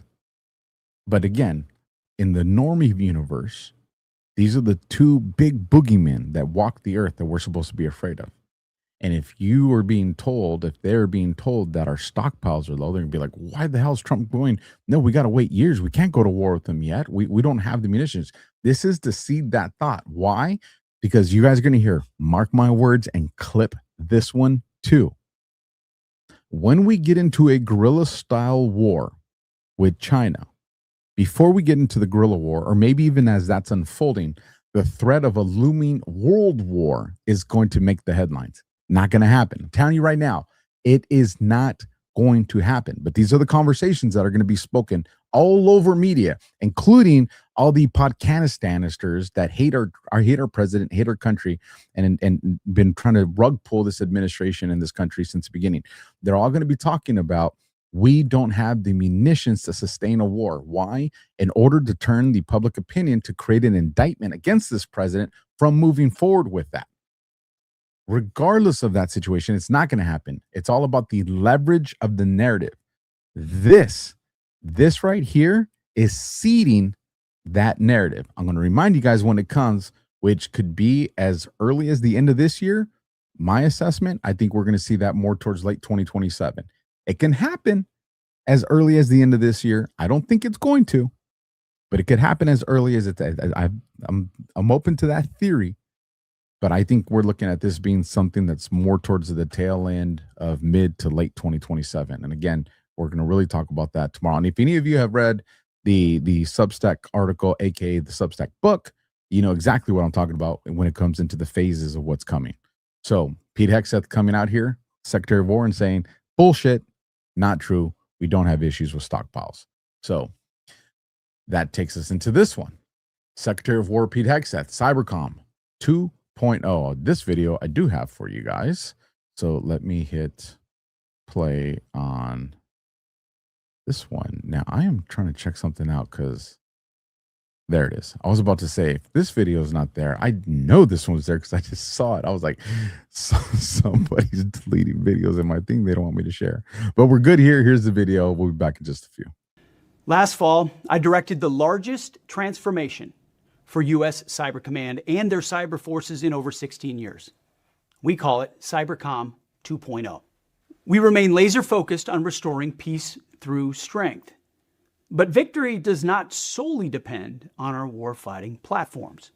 To win, our policies, our processes, and warfighting posture must adapt to the realities of cyberspace. In this evolving domain, relying on how we've done things in the past, well, it guarantees tomorrow's defeat. Cybercom 2.0 is an operational imperative that ensures our cyber power is a lethal and ready weapon of choice. It directly aligns our cyber force generation model with our national defense strategy. This is a deliberate choice designed to deter and, if necessary, defeat our adversaries in the digital domain with decisive and overwhelming effects. Every physical domain, air, land, sea, and space, depends on our cyber superiority. By forging expert cyber forces with deep technical mastery, we ensure that commanders have the capabilities that they need to dominate the modern battlefield. And to achieve this vision, we must first solve our core challenge, an outdated talent management system that fails to fully support our most critical asset, and that's our people, our cyber warriors. We must recognize that continuing with legacy processes is a vulnerability, and settling for the status quo, well, that's a direct path to failure. As we all know, change requires difficult things, and leaders willing to step up into the breach to knock down bureaucratic roadblocks. That's why we're ripping out the bureaucratic debris and replacing one-size-fits-all career paths and incentives with a system built strictly on meritocracy, technical excellence, and uncompromising standards. Now, I recently had a chance to visit U.S. Cyber Command, and what I saw were exceptional cyber warriors actively engaged across the cyber domain, integrating across the joint force, as demonstrated through Operations Absolute Resolve and Operation Epic Fury, on the cutting edge of technological advancement and at the forefront of modern warfare. Cyber personnel do not simply support the warfighter, they are warfighters, and I said the same thing to them. I discussed the needed changes with the leadership there, General Rudd and Assistant Secretary for Cyber Policy, Katie Sutton. They have my full support to rapidly transform the command to secure our military advantage and do it quickly.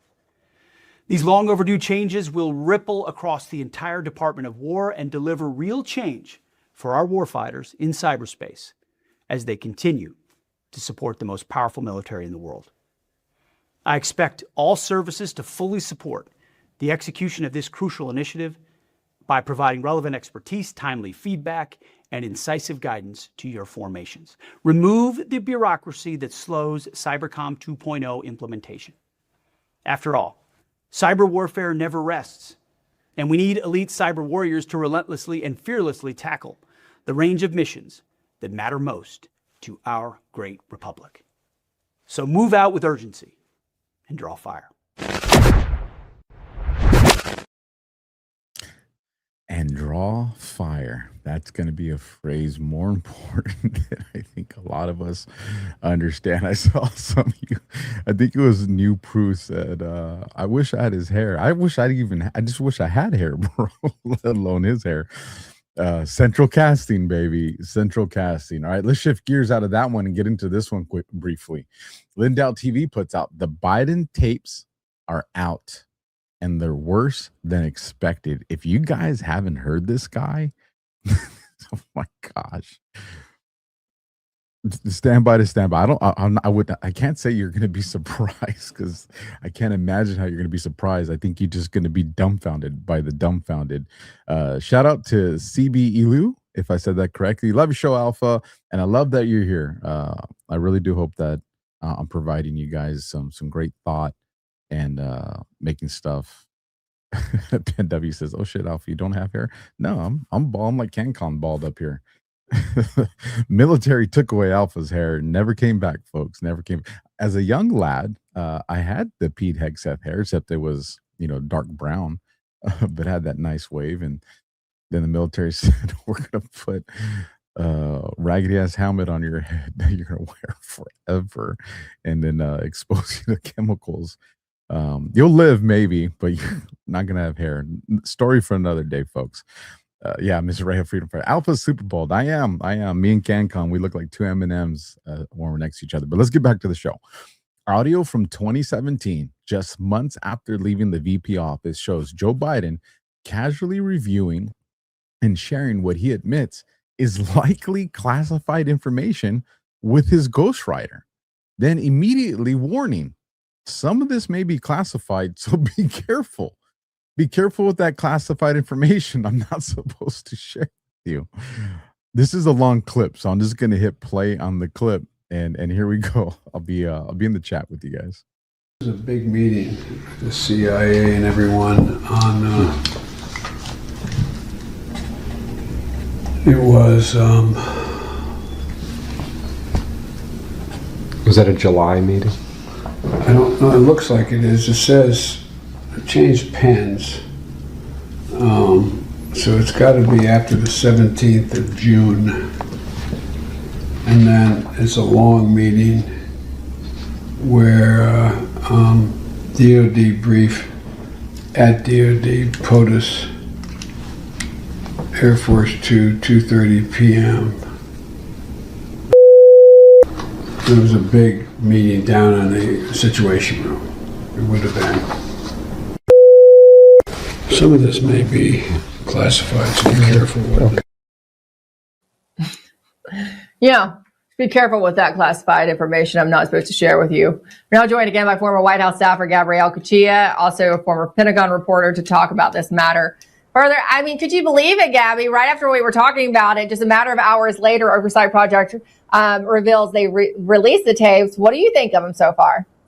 Oh, yeah, Emerald, I find it hilarious that we were literally just discussing this and the timing is absolutely uncanny. But as we anticipated yesterday, if this is going to come out, it's probably going to be highly redacted. And there's not a whole bunch that we're necessarily going to learn that we don't already know. If anything, this is just kind of solidifying what we've known, right? Because in this 2 hour and 45-minute collective, right, between all these tapes, this is what we saw during the basement campaign. This is what we even saw before the Obama administration ended, when we used to joke around about Joe Biden just being this kind of funny Uncle Joe. The thing is that we're just not laughing because it's not funny at all to see a president with that authority in the state that he was in and is into this very day. I would like to note also, I was like, how many hours does a ghostwriter typically spend with their subject?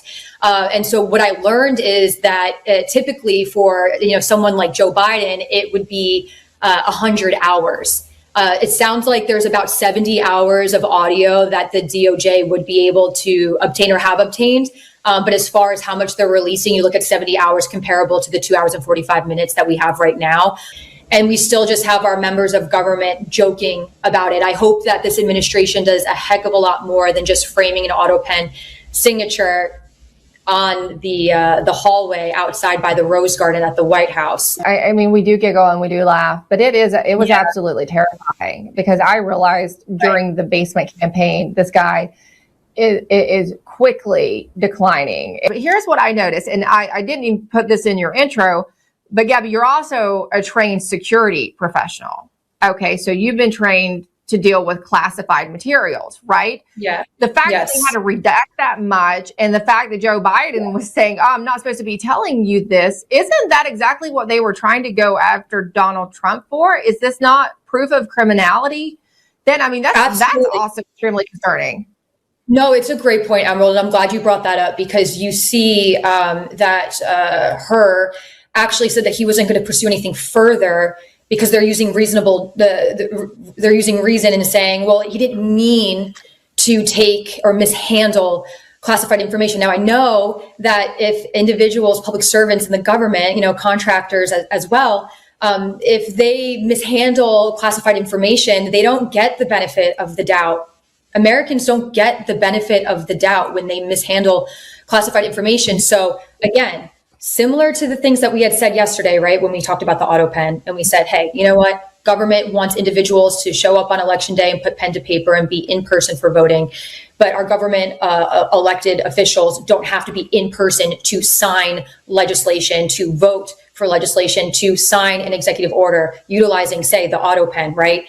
It's all under the same theme, is that it is these rules for thee and not for me.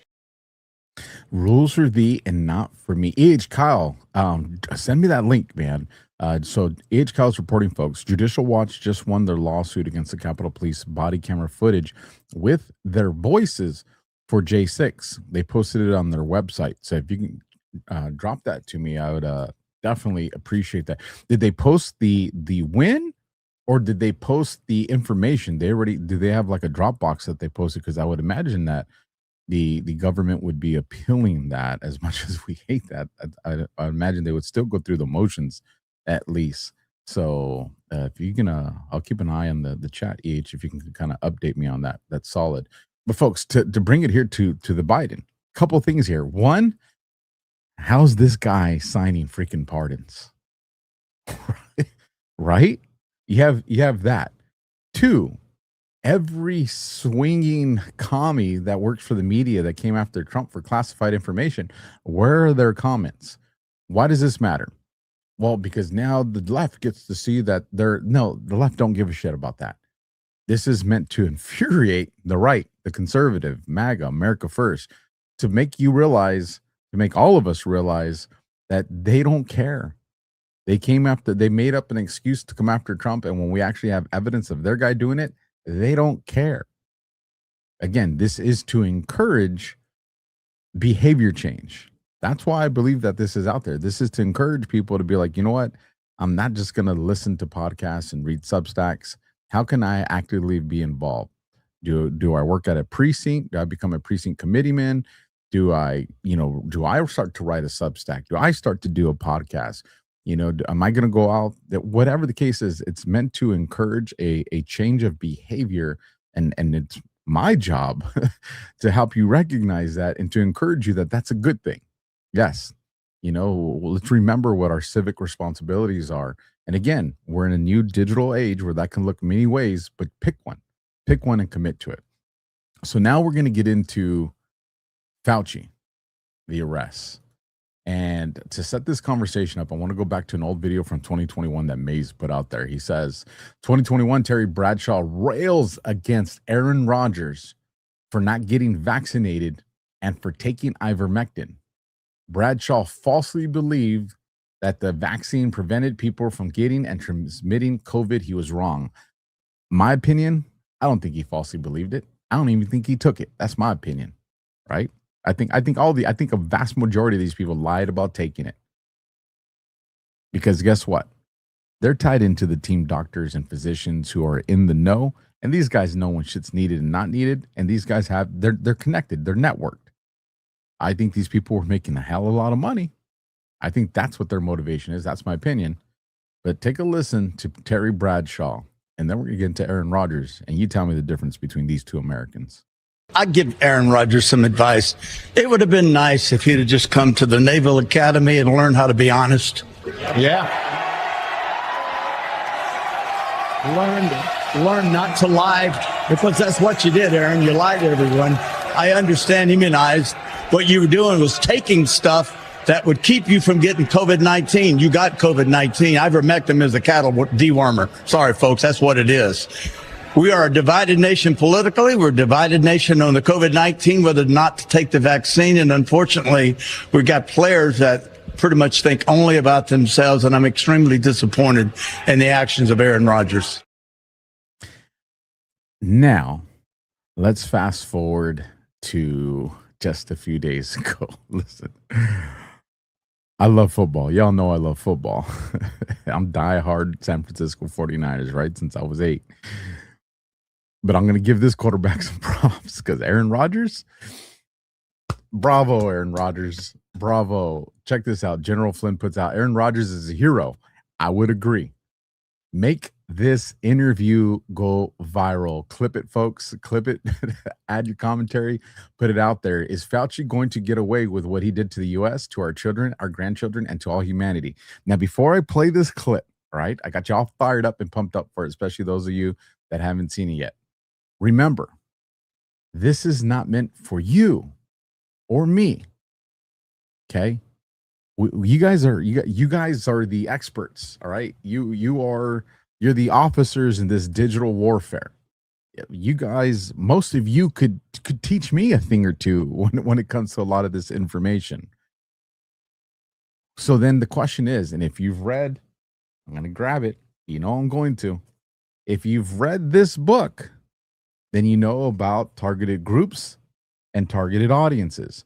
So anytime something comes across your feed, you got to ask yourself, is this something that's meant for me? For instance, my podcast is not designed for a normie. Most normies will come across my podcast and be like, this fucking guy is crazy. Because we don't really walk through the baby steps of some of these things. My long form content, I'll do my best in the effort if they catch it. But that's not that the targeted audience for my podcast is not normies. It's you guys. The targeted audience for this is normies. That's who's watching this. So with that understanding, now let's take a listen to what Aaron Rodgers said. A couple times today, because you've been very open about coming back for this year, last rodeo, and you talked about your wife saying, hey, have another year. Mike McCarthy being here, obviously a big deal. Can you tell us about the mindset of coming into your last season? Like, that's a real thing, it feels like, because is everything better? Is everything funner? Is everything more awesome? Like, how do you kind of view this year versus maybe the years of the past? I'm going to plead the fifth. Okay. Okay. Like gotta love that guy. Okay. Like that absolute coward, Tony Fauci. Absolute coward. Yeah. Hey, it's back, baby. Are you kidding me? Yeah, 111 You times. got a pardon and you're in front and you pleaded over 100 times at the White House? What are you scared of, Tony? Yeah. I thought you were the science. Yeah. I thought you were I am science, and you get up there and you can't answer a question? Yeah. What are we doing? Baby. And how much time did the network spend at that? How much time did they spend on my responses every week, on my vaccination status, on Taylor and Travis's wedding? Did they do even a minute? Did they do even a minute on Tony Fauci? No, I don't think I've heard anything. I bet they didn't. But on that note, then there was another scandal this offseason too, involving a voter for MVP, for Coach of the Year. How much time did your network spend? Where's your Kev? Did your network spend on that? Our network. I wish I could Fauci. This is awesome. Go back to Fauci? Yeah. Go back to the coward Tony Fauci and his science? Hold on now. Who's spending the entire time writing in his diary about how fun it is to be famous? You got to be kidding me. Okay, so on that note. What are you going to say about me now? Debate him. What are you going to say about me now? No, I got no debate here. You had a 500. No, seriously, what are they going to say about me now? Now you can't talk about the COVID stuff because obviously it was made, in a lab in China. That's like not even questionable anymore. Tony Fauci is an absolute criminal. I'm on good terms with my family. I'm on good terms with my family. What are you going to say now? What are you going to say now? I want to let you know, it's been a fun ride for you, I would assume, over the last couple. It's been a great life and a great career. And it's nice to be sitting on this side now, especially after that coward played the fifth over 100 times. Okay. I thought you had a part in there, Tony. Why couldn't you answer one question the entire time? Okay, we got 4 minutes until the heart out. Yeah, I got 4 more minutes in, but we can keep this shit going. We can keep it going. Like Anything else? I got at least 4 minutes. Okay, okay. We can keep this going. We can keep fucking legend. Pardon my French on that one, folks. Absolute legendary move. And the best part is the host, right? He's like, well, listen, he's just like, yeah, we'll talk. Let's bring it back to and Tony Fauci. But listen to what he kept reiterating. Plead the fifth. I thought you were the science. Writing in his diary. All the people that don't watch this podcast, the people that are getting the surface level of this are going to be like, what's he talking about? Like, yeah, I heard Fauci pled the fifth, but what does he mean, the diary? Well, that's how you move that segment of the population to look for other information. Now, eventually, in their search, the motivation from this clip that creates them to go and search that will put them in our world, right? Then they walk into our AO, right? And then we're like, snatch them up. Listen, we got to tell you something, right? Unplug from the matrix. This is you, this is me, this is where our job is. But the significance of this is so important. And here's the thing, that clip right there, it's all over YouTube. Because that was I was like, I'm very curious if that clip's going to survive on YouTube. Like, I'm very curious. It's all over it. That's a big deal, folks, because he came out and it's Aaron mother effing Rodgers, right? And he absolutely sunk the credibility of Fauci. Why? Because one, all his fans alone are going to be like, hell yeah, right? So you're gonna make believers out of them. I'm not saying that that's the right way to go about it, but it's still a real way to go about it. So again, we're there. Let's keep on with this Fauci conversation. Q Truth Seeker 1 says, do you understand what just happened to Fauci's legal defense in that room? This is going to be a Holly clip with Fauci from the deposition. Holly didn't ask a question. He read Fauci his rights and then explained why he doesn't have them anymore. You don't have any rights under the Fifth Amendment because you have been pardoned, as you very well know. And he said it directly to his face. Let's play this clip, and then we're getting ready to break you guys down what this arrest is going to look like in my anticipation of when it's going to happen. So here's Holly and Fauci. Constitution. Let's just get one thing straight. You don't have any rights under the Fifth Amendment because you've been pardoned, as you very well know. As the Supreme Court has been clear for a century and more, Brown versus Walker, 1896, when he has been pardoned, he may not stand upon his privilege. You know that. Your lawyers sitting behind you now shifting nervously in their chairs. They know it. This isn't about the Constitution. This isn't about the law. This is about contempt. Contempt for this body and contempt for the American people. But I think I know why you're doing it. It's because you don't want to answer questions. It's because you did all kinds of terrible things. It's because during the pandemic, you got rich, didn't you? You got rich while people were dying, hundreds of thousands of Americans, over 1 million in the end, and you were getting rich. And not only were you doing that, you were using federal employees with taxpayer money to apply for and solicit cash prizes for you personally. Cash prizes totaling over $1 million. You did all of that during the pandemic, didn't you? That's a question. On the advice of counsel, I respectfully decline to answer based upon my rights under the Fifth Amendment to the Constitution. Aaron Rodgers was just losing his shit when he was watching that. So why is this important? Let me hold off. Let me just keep playing these Fauci clips real quick. And then I'll save my analysis for the end of it. I don't want to get ahead of it, even though I'm motivated. MJ Truth Ultra puts out, there it is. RFK Jr. stated on national television that gain of function research is responsible for the majority of pandemics and outbreaks. Take a listen to this short clip. The question is about so-called gain of function, which for people who aren't entirely clear about it, it is a highly risky research process that includes manipulating a virus to study how it behaves as it evolves. Now, what scientists say is that although it's controversial, it's necessary to prepare for the next pandemic, to get ahead of it, to figure out what these viruses can do. You want to end this gain of function research. Some scientists say, isn't it better just to put better guardrails around it?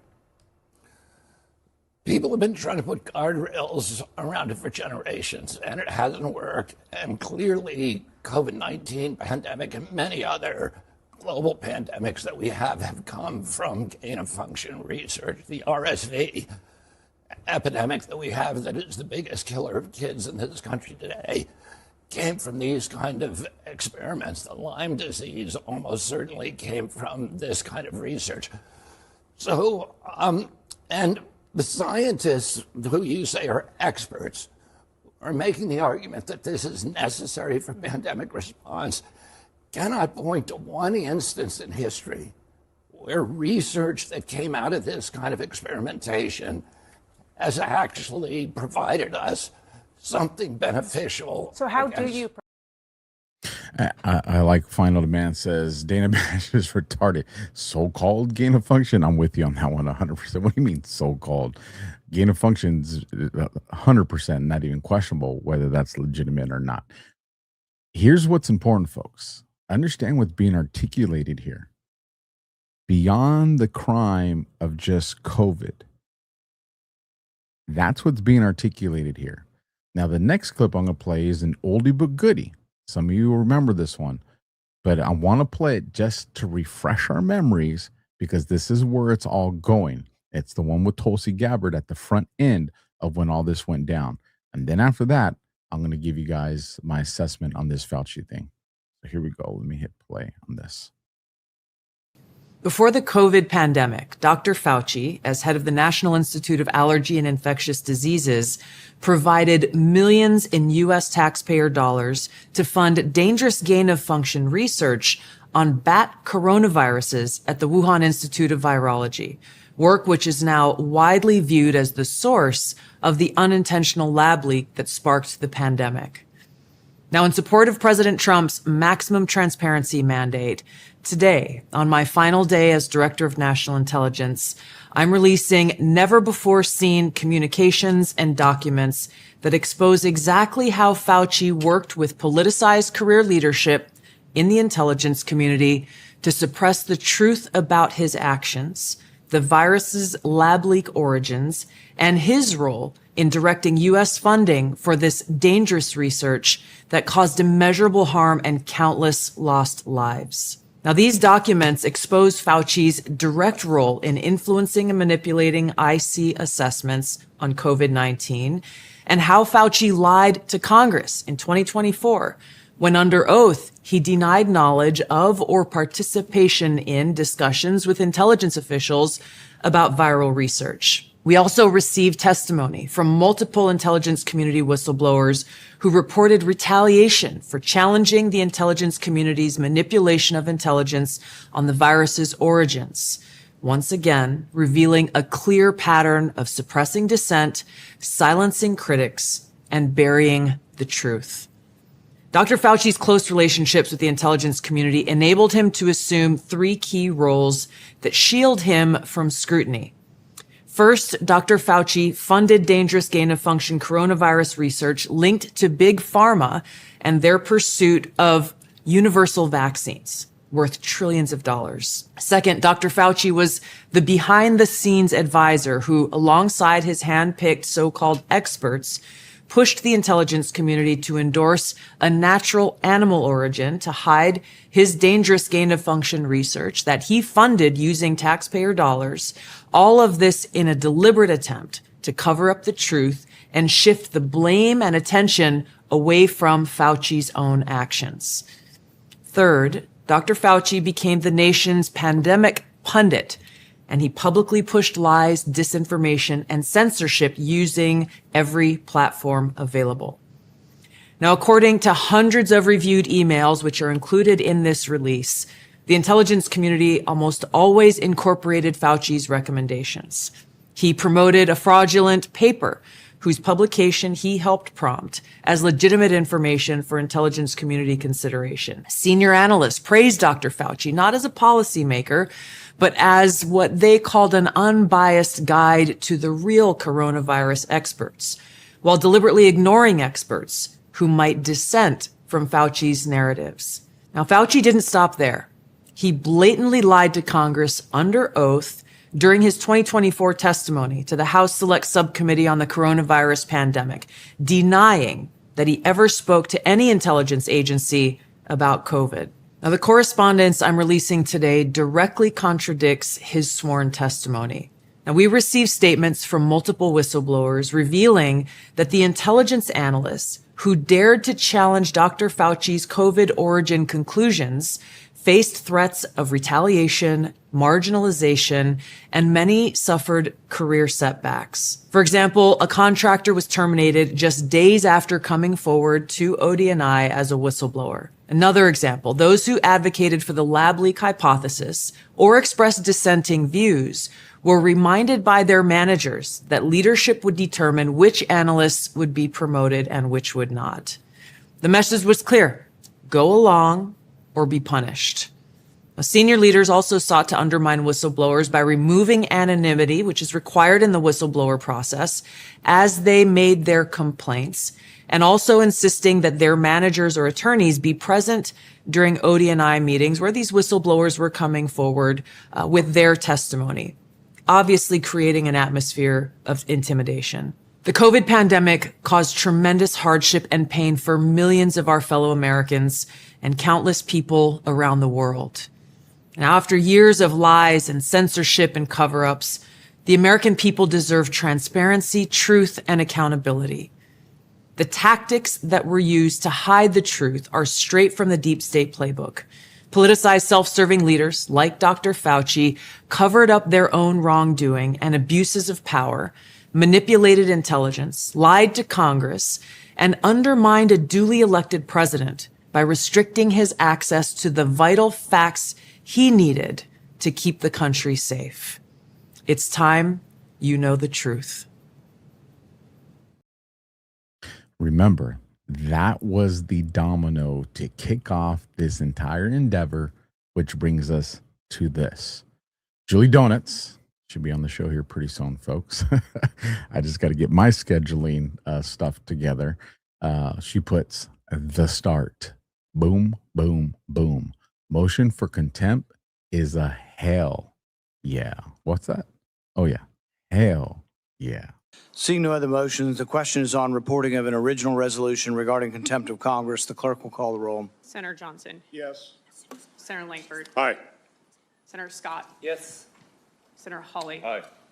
Senator Moreno. On behalf of the millions of people harmed by Anthony Fauci, resoundingly yes. Senator Ernst. Aye. Senator Moody. Aye. Senator Peters. No. Senator Hassan. No.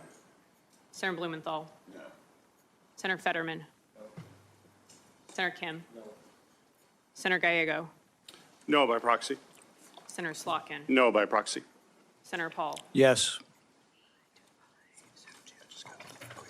Mr. Chairman, on the vote of those present, the yeas are 8, the nays are 5. On the vote by proxy, and for the record only, the yeas are 0, the nays are 2. On this vote, the yeas are 8, the nays are 5, and the motion is agreed to. There you have it, which now brings us into what does the assessment look like? I'll go full screen here for a second. Excuse me. JJR's via Julie Donuts, the Truth or Me. Yeah, she was over there briefly, but then she left. And I have my speculations of why that is, but I haven't asked, so it would just be speculation. I'm not going to go there on this show. But again, where does that bring us? Because everybody's like, I want the Fauci arrest. and I've been on the so to speak chalkboard, right? Which is this is my modern day chalkboard where I wrote my notes and all that. And I was like, what does a Fauci arrest look like? And I remove the hype, right? Because I'm just like you guys. I'm like, just throw handcuffs on this demon ass guy and send him off to the gulags, right? That's the emotional, so the human side of me. But then I put the detective hat back on, and I look at it from someone who has ran large scale cases and said, okay, what does this really look like? For instance, if they arrested Fauci now, what comes with that? One of the biggest things that comes with that is discovery. So if they were to arrest Fauci now, and they're still working on wires, if they're still working on surveillance that are tied to his case, that stuff, because again, the attorneys these guys can afford, they have the dark side of law enforcement that works with them. Guys like me, for instance, when the search warrant for Mar-a-Lago came out, and I was talking to CanCon about it on his show, I knew from the body, as much as those redactions, people are like, how do you know what's where? Because I know what goes in certain parts of these search warrants. And I said, this is where you're going to find that there was surveillance on a sitting president of the United States. You're going to see it in that spot right there. And those are photos. That big block you're going to see it's going to be a photo. It's not guessing, it's just knowing. Well, the dark side hires people like me that have that insight, who are that work for the bad guys, right? Well, those are the kind of attorneys that Fauci will have. Because remember, if Fauci falls, there's a lot of people that come once you tug on that string, that thread. So I started thinking, if you arrest now, then that means he's going to be entitled to a portion of discovery. Do we want that yet? Well, that depends on where we're at. So the next moves that are coming are very critical. If they arrest Fauci right away, this is what I'm going to tell you guys. This shit's going to finish a lot faster than I thought. If we see Fauci arrested in less than 60 days, this thing is going to move exponentially fast. Because my opinion is they've already put a bow on their cases. They're already done with the majority, if not all, of their surveillance. Because they wouldn't risk it. Because if you're still doing it, you do arrest them, and you have attorneys that are dialed in with experts that can figure out what to ask for. Because here's the thing, they know when they ask for it that the prosecution is going to go into chambers with a judge, and they're going to make the argument that it needs to be sealed, and they don't care. Because that alone tells them, yes, that there's active wires or whatever the case may be on this person, this organization, or this location of money or information. And that's all they need to know, because then they know from a defensive posture where to move and what to destroy. So again, I think what we're going to see is we're going to see some show. And I know people don't like that, but I'm just trying to be upfront with you guys. I think we're going to see some show. I think we're going to see subpoenas. I think we're going to see pushback from the attorneys. I think we're going to see people take their sides, like the Democrats that went nay on here. We're going to see that from people like the Bidens, the Obamas that are going to come out, and they're going to make this argument against Trump. Because remember, the bad guys are also hanging on to the fact that Trump's going to get impeached. Yes, you heard me right. That this is one of their Hail Marys that they're going for. And so they need to buy their people time. So what I think we're going to see is a Fauci arrest, but I think we're going to see that in the first quarter, or I'm sorry, in the first, probably sometime between February, March, April of next year. We got to have a new Congress in place when that happens. That's my opinion. I know that's not what you guys want to hear. I know for midterms, a Fauci arrest would be great. And that's why I'm open to that happening. I'm opening to Fauci being arrested before we get there. Now, if that happens, let me paint the picture on what I think that looks like. I think Fauci gets arrested. He gets taken before a court, and a court, because he's going to show that he's not a flight risk. They're going to make all that argument, and then he's going to get released with a massive amount of bail, and then he's going to be awaiting that process. And then that does give the mob, yes, that we fall into that mob, that does give the mob see, Trump arrested Fauci, we're going that right way. That's a huge thing for midterms. But it's only needed if the other thing happens with midterms doesn't happen, which is where I think we're going. Again, because these narratives only matter when you're dealing with compromised elections. When you're not dealing with compromised elections, because Trump is going to declare a national emergency and these elections are going to happen with IDs, one day paper ballots, and the whole process that's going to go into that, then it's not about narratives because people are going to vote for Trump. Or I'm sorry, Trump's endorsements. It's going to happen. People are going to go and they're going to vote for Paxton. They're going to go and they're going to vote for Steve Hilton. That it's going to happen. So you don't need that major win unless it's just the optics that you're trying to support. And again, we don't need the optics in elections that are where they remove the majority of the rigging. So let me clarify, because in case I just made it confusing. If there's a Fauci arrest, it's good in the terms of we get the Fauci arrest. It's bad because that tells me we're probably not going the direction of the midterm elections that I think we want us to go. If we don't see the Fauci arrest, that's a good thing because it means they're not in need of it for midterms because they're confident in winning midterms because they're going to secure midterms. This is the route we want to go. All right, folks, be patient here. That's the route we want to go because then we get a new Congress come January, 8th, January 6th. And then when we get into that and we have a Congress that's not an actual Congress, a Republican Congress, not completely full of rhinos, but one that's going to allow Trump to perform his mandate that's from us, that's when you can start to see the arrest because you're going to see the support from Congress behind that. So again, my take, I think we see a lot of show, but I think we actually see an arrest of Fauci in the beginning of next year when we have a new Congress. So that's where I'm at. Yes, you guys can send me the nasty grams and all that stuff. And I'm willing to be wrong on this. Like I said, I can adjust my azimuth if needed. But again, if we see that arrest come early, that actually makes me more concerned for midterms. So don't want to beat that one to death. So here we are, folks. We're at the 2 hour and 22 minute mark. So I'm going to read the Rumble rants. I'm going to read the super chats. And then I got an exit video for you guys. And then tomorrow we're starting the segment with the Deep State Tucker.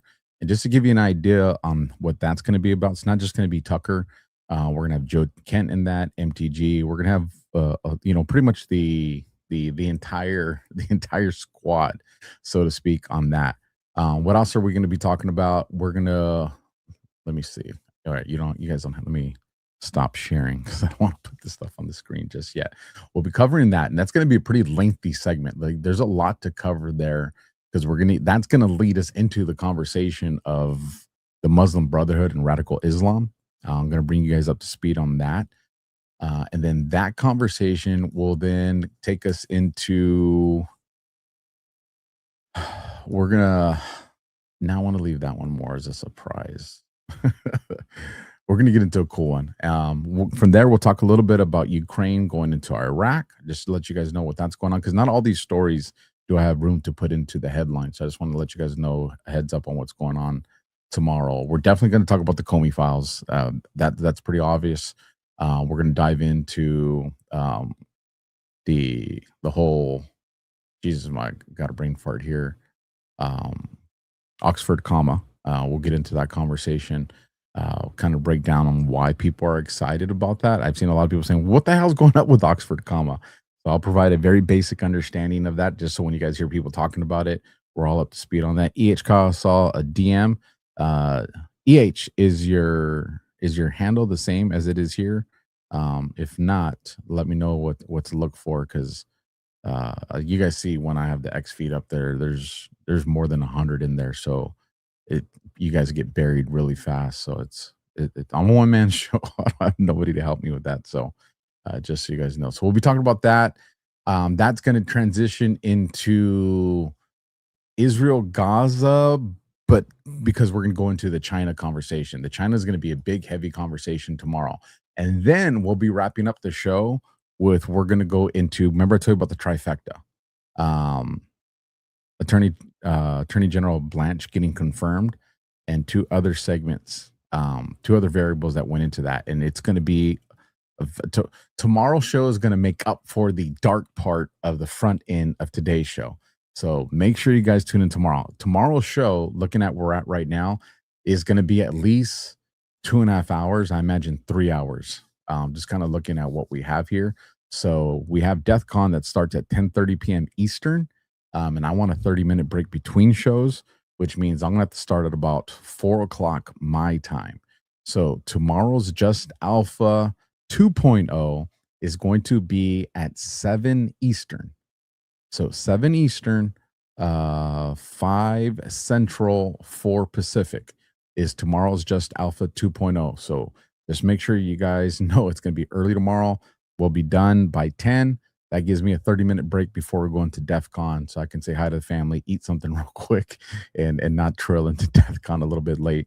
But it also gives me a window in case we end up going over the 3 hours, because we're not going to do a part 3 this week. We're going to get everything done tomorrow. So we're going to go the distance, even if it takes us all the way up to the beginning of DEF CON. So Alan says, thanks for the times, Alpha.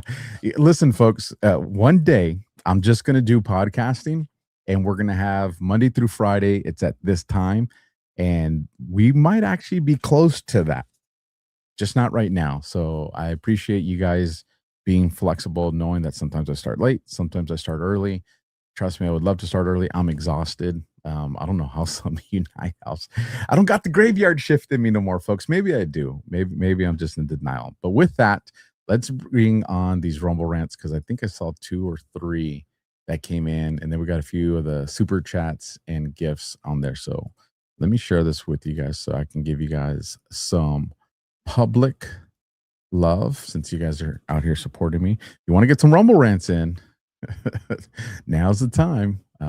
Nobody owns this. For those of you that are new, do me a solid, subscribe. The content is free.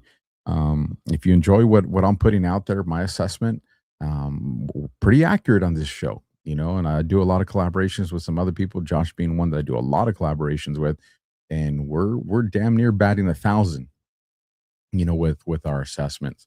So if you enjoy this stuff, please subscribe. And if you want to go that extra mile and become a monthly supporter on whatever platform you're watching on, X, Facebook, YouTube, Rumble, appreciate it. I think they're usually around $3 or $5 for the platform. Nobody owns this platform. I have no contracts or obligations, which allows me to do the content that I want to do and speak how I want to speak, talk about what I want to talk about, not talk about what I don't, because I own this show. You guys own this show. It's funded by you guys, our partnerships, our sponsors, and affiliates. And again, I don't take on any sponsors that try to tell me what kind of content to have. That's a no bueno for me. So your Rumble rants and your super chats, that's how I take care of my family. So if you guys are in a position to do so, I appreciate it. If you don't, I pray for your success and that you find some financial freedom, because I spent a lot of years in that struggle. So don't feel guilty if you're in that struggle. Your presence here has a value that can't be measured always either. So $5 coming in from the new Prue. So glad you're on tonight, Alpha. Thank you for that, new. And then we have Final Demand that gifted 5 subscriptions. So shout out to Final Demand for that again. And a thank you from everybody that was on the receiving end of that. $17 kick coming in from Ravelin. So the Dems tried to rewrite history, and they have been found out, and they're doubling down. They won't vote to sanction Fauci because their narrative depends on the entire structure of lies. So real quick on that, Ravelin, and let me zoom in a little. I thought I zoomed in bigger on that so you guys can see. There we go. Let me uncheck that real quick. Ravelin, you were so dialed in on that. I was having a conversation. I think it was a space that I was having this conversation with. It might have been a Zoom. But people were talking about, well, how come they already know Fauci's cooked? Why don't they just, vote along with the Republican on this to save face? And it was that reason right there, Raven, because they want to do pandemics in the future. And so if they do this, they sabotage they're essentially relinquishing the control of the fear that they're relying on. Remember, they still have their 2030 objectives. They're just probably shifting the years on that a few. So no, just on that one, solid comment on that. $17 from Miss Rhea Freedom Fighter. Hope you're feeling better, kid. All of this shit today should have read that before I spoke, right? All of this shit today made me sick. Can we just take down this death cult? We are. Why are Miss Rhea a freedom fighter? And I know you know that, and I know you're venting. Remember, it's not just about taking them down. It's not just about arresting them. It's not just, seeing them swing from willows. This is making sure that they never can come out of the ashes again, that our children, our grandchildren, our great-grandchildren, that they grow up in a world where they're safe. And we got one shot to get this right. So, but I know you understand that too, Miss Rhea. P.S. Farm Girl, if the last 10 years has taught me how big this corruption is, patience is where we win. Appreciate you and Josh teaching us military and detective perspectives. Listen, here's one thing that I'll say, and this is why I can definitely empathize for those of you that have been awake for 20, 30 years. Bless your soul. Like, bless you. For those of you that know, I was working in the normie world as a detective all the way up into 2019.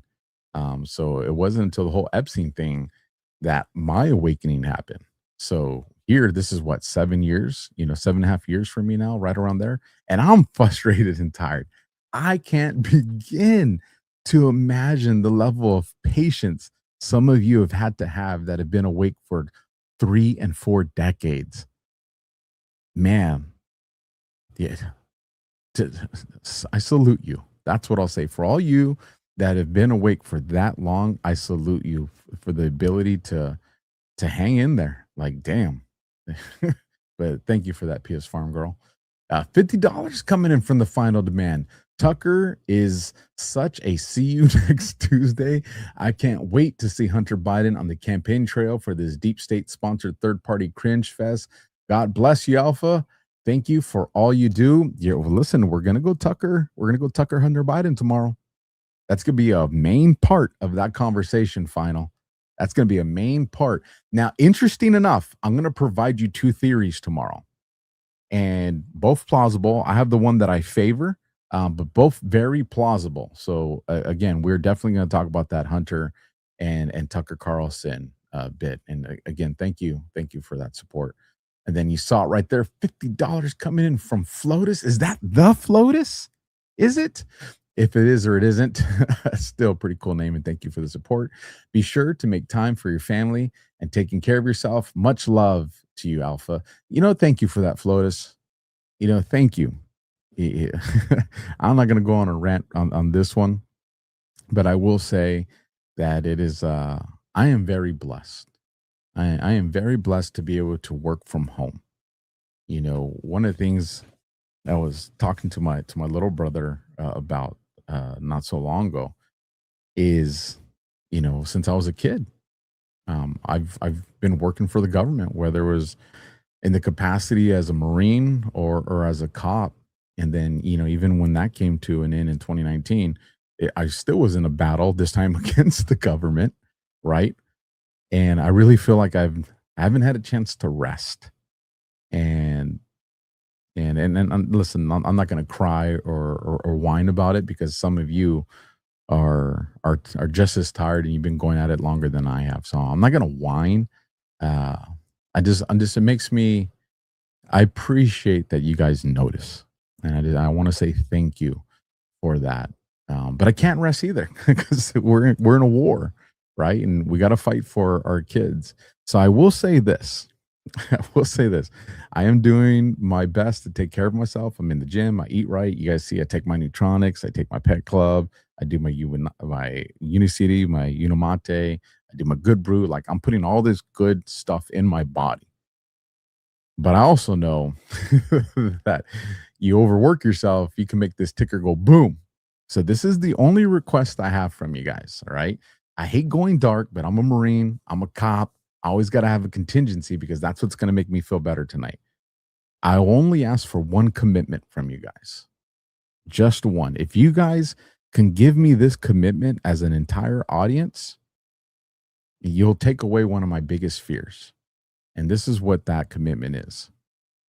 In the event, should something happen to me because I worked too hard and I expired too quick to go be with my maker, Don't worry about me. I'm going to be with my maker. I know where I'm going when God punches my ticket. So don't be worried about me. I'll be in I'll be in the best place you can be. I want to know that my family's taken care of. My biggest fear is that I leave and then who's going to take care of them? I don't ever want the concern of my family being homeless or hungry. So all I ask for you guys as an audience is, should something ever happen to me, y'all come together, you do what you need to do, you crowdfund, you find some rich billionaire, you do what you got to do to make sure that my family doesn't ever have to work the way I did. You do that, you guys, I'll continue fighting to my complete exhaustion. But I will say that that is one of those worries I have. I did see some life insurance is key. It is, but you got to remember too, Robert, I had all that stuff. And then when I lost my careers, all that stuff was taken away from me. I had to cash things out. I had to cash retirement. You know, I did everything the responsible way. So I don't want people to think, well, if you were responsible, I was. I had savings. I had CalPERS. You know, I was set up for retirement at 53. Heck yeah, right? Because I've been working since I was 17. But in the fight, I lost all that. So I've had to start over. And obviously those windows are not there. But again, let's not manifest that because I want to be around for another 50, right? 40 or 50. I'm just saying, as a contingency, if I know that my family's going to be taken care of, I have peace. So again, not to go down a dark path. I just got to put that out there. I've wanted to put that out there for a while. I just didn't know. You feel uncomfortable about it, right? But we're all adults. And I want you guys can get that love you had for Alpha and you can transfer it over to them and we're good. Yeah, Jojo said alpha legal fees. Yep. But I'm not the only one. So again, not gonna cry about it. So let's push on. Let's get out of that dark shadow. $10 coming in from Penn W. Love your information. Glad for all your insights. Thank you for keeping us sane in this insane world. Thank you for that, Penn. And I saw a little struggle session that was going on in the chat between all you guys. And then I saw again that it looked like you guys all came to some peaceful arrangement. So I'm glad you guys all had whatever Discord you had. And in the end, you guys were still cool. That it makes me happy to see that. And then the last Rumble rant, and we'll get over to the super chats. $20 coming in from Katie Hayes. Grateful for all your hard work, your integrity, and your friendship over the airwaves. Thank you, Alpha. Hope to meet you all at a GART one day. Heck yeah, we got GART Vegas coming in September, and then GART Florida in November, December, towards the end of the year. We have Florida, so we'll do that. So, and just give you guys a heads up, me and Josh have been talking about maybe taking Overwatch on the Guardian on the road. Nothing as huge as like what we do for GART, but maybe, picking out, like 1 or 2, maybe 3 locations throughout the country where we'll go do a live show at like a, real popular brewery or something like that. So that's a thought that's out there. And again, it will give us a chance to take our families with us. And then you guys can meet our families too and do some stuff like that. So there's a lot of ideas that are out there. But again, it's awesome having friendships with all you guys as well. And so now let's go over to the YouTube audience. YouTube, you guys came close to 1,000 tonight. So I just want to say thank you. I know I started really late and made it hard for you guys, but you guys came very close. So I appreciate that. And Rumble, you guys came pretty close to 2,000. So let me just hold on. I got to make some adjustments. Making the screen big. And here we go. You got a little over 1,700 on Rumble CAC. So we got that. So here we go with YouTube love. We got Doc P from Iowa, 10 joules, gold coin. Flip that imaginary gold coin. We have Douglas Smith, 75.96, 200 joules, jamming. We jamming. Do you guys like Bob Marley? I like Bob Marley. We got John Baglio. I'm terrible with names, so don't think I'm getting it wrong on purpose. 34.71, 440 joules. UNC alert. You guys still haven't told me what the UNC alert is. Someone's got to tell me what the UNC alert means. And then Mary Lou Epicito became a YouTube member. Welcome to the family, Mary Lou. Had some family members that were named Mary Lou. All very sweet women. That Tim 1111, 10 joules, the floating heart. There you go. There it is. So tired right now, if you guys can't tell. Test, 10 joules, thumbs up. I got you on that one, test. Inside joke on is test part of the board. Pooty poo, 89.94, 10 joules, gold coin. I hope you do more just so I can continue to say your name. And you knew where I was going with that. Pooty poo, 89.94, 10 joules, flip that gold coin. Then we got Digital Donna Brown, 1,000 joules, the loot box. What a cool name. Just a minute, what's your handle? I'm Digital Donna Brown. It just sounds cool. I like it. And we got Kim Smith, 2664, 10 joules, the gold coin. And then we got Beverly Dalton, 1626, 1,000 joules, the GOAT trophy. I think that one came in right around, if I remember correctly, around the Aaron Rodgers thing. I don't know. You can let me know if I'm wrong on that, Beverly. But if so, I agree with that too. No, that one actually maybe it did. I don't know. Lynn, 8639 to wrap us up for tonight. 200 joules. We jamming. So with that jamming, of course, it's Just Alpha Monday. So I'm going to close out prayer. And then I have a pretty cool exit video for you guys. Some of you have probably seen it. For those of you that you haven't, you will love it. 2 shows that are on the horizon. Yes, you're wondering, what the hell? 2 shows. And it depends on some personal things that happen. If there's some personal choices that are made and I get some more assistance with my little ones, then these 2 shows will happen sooner than later, probably before the end of this year. If not, then these are 2 new shows on the horizon for probably next year. And one of them is I'm bringing back roll call. And just to give you guys the idea of the concept to roll call, for those of you that are not familiar with it, if you guys know that I do Sit Rep is a veteran show. Roll call was the cop show version of that. And I'm looking up with teaming with a male cop or former male cop and a former female cop. So you would have 2 guy cops and a female cop, because that would be a pretty fiery conversation. So again, that's on the horizon. And then another one. This one's for me. So if y'all think I'm doing it for you, I ain't doing it for you. I'm doing this for me. I'm going to do a radio show. One of the things that I always wanted to do when I was younger was I wanted to be a DJ, a radio DJ. I wanted to play music, talk on the phone, and take calls. Kind of like Howard Stern, but not as graphic as he went. But just to play, different themes, 80s night, 90s night, rock and roll, alternative, mix in whatever, and just talk. And like I said, sometimes take calls, sometimes just give some insights to some thoughts that are on my mind. But yeah, Radio DJ Alpha is on the horizon. That one is going to happen first, just because it is going to help soothe me. And if you guys want to come watch, you can. If there's just me, I'm still going to do that show. So those are the things that are on the horizon for the near future. So with that, let's close out tonight in prayer. And oh, not to forget, hold on, because I didn't play their ad. Pet Club, folks. Pet Club. I love all the products that I take. And I know this makes some of my affiliate sponsors jealous, but Pet Club's my favorite. It's my favorite. I would take all of them, but Pet Club's my favorite. Folks, you see the link scrolling across the bottom of the screen. You see it down in the description. It has been one of the that is one of the biggest life changes that I had is Pet Club. It is my mushroom food, not supplements. It is my mushroom food. Iowa Farm Girl says, you got the voice for it, Alpha. Thank you for that. Thank you. I appreciate that. So with that, you can bow your heads or close your eyes. Don't do it if you're driving. Father, thank you for another day of life. Father, thank you for everything magnificent that you've put in my life. And thank you for every hardship that you have put in my life. I am truly blessed for what you have given me the opportunity to be a part of. Father, I ask that you protect my son as he's out vacationing where he's at right now, that you keep him safe.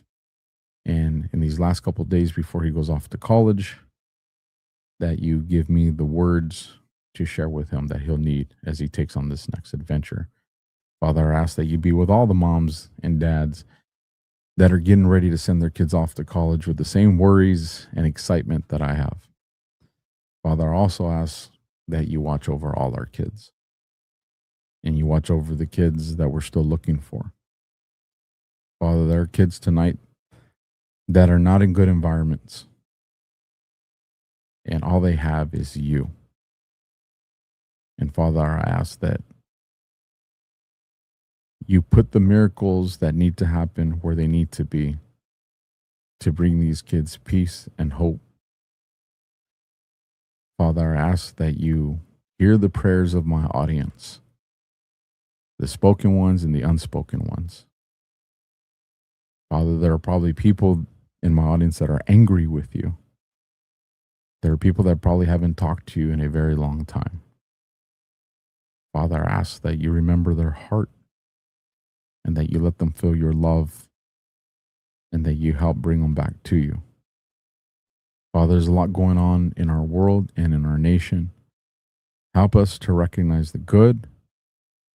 Help us to have the courage to fight the evil. And Father, as always, protect me from my own ego, my own motives. And we pray and we ask all this in your Son, Jesus' name. Amen. Folks, 14 minutes away from midnight. I'm exhausted. No last minute Rumble rants or super chats coming in because I don't want to leave anybody hanging. Let me just check. Nope, we're good. All right, folks, enjoy this exit video. Remember, tomorrow, 7 p.m. Eastern, 5 Central, and 4 Pacific for part 2 of Just Alpha. I appreciate you guys all doing that. If you haven't done it already, smash that thumb, hit the heart, leave a comment. Catch you guys on the next one. First in, last out. Good night.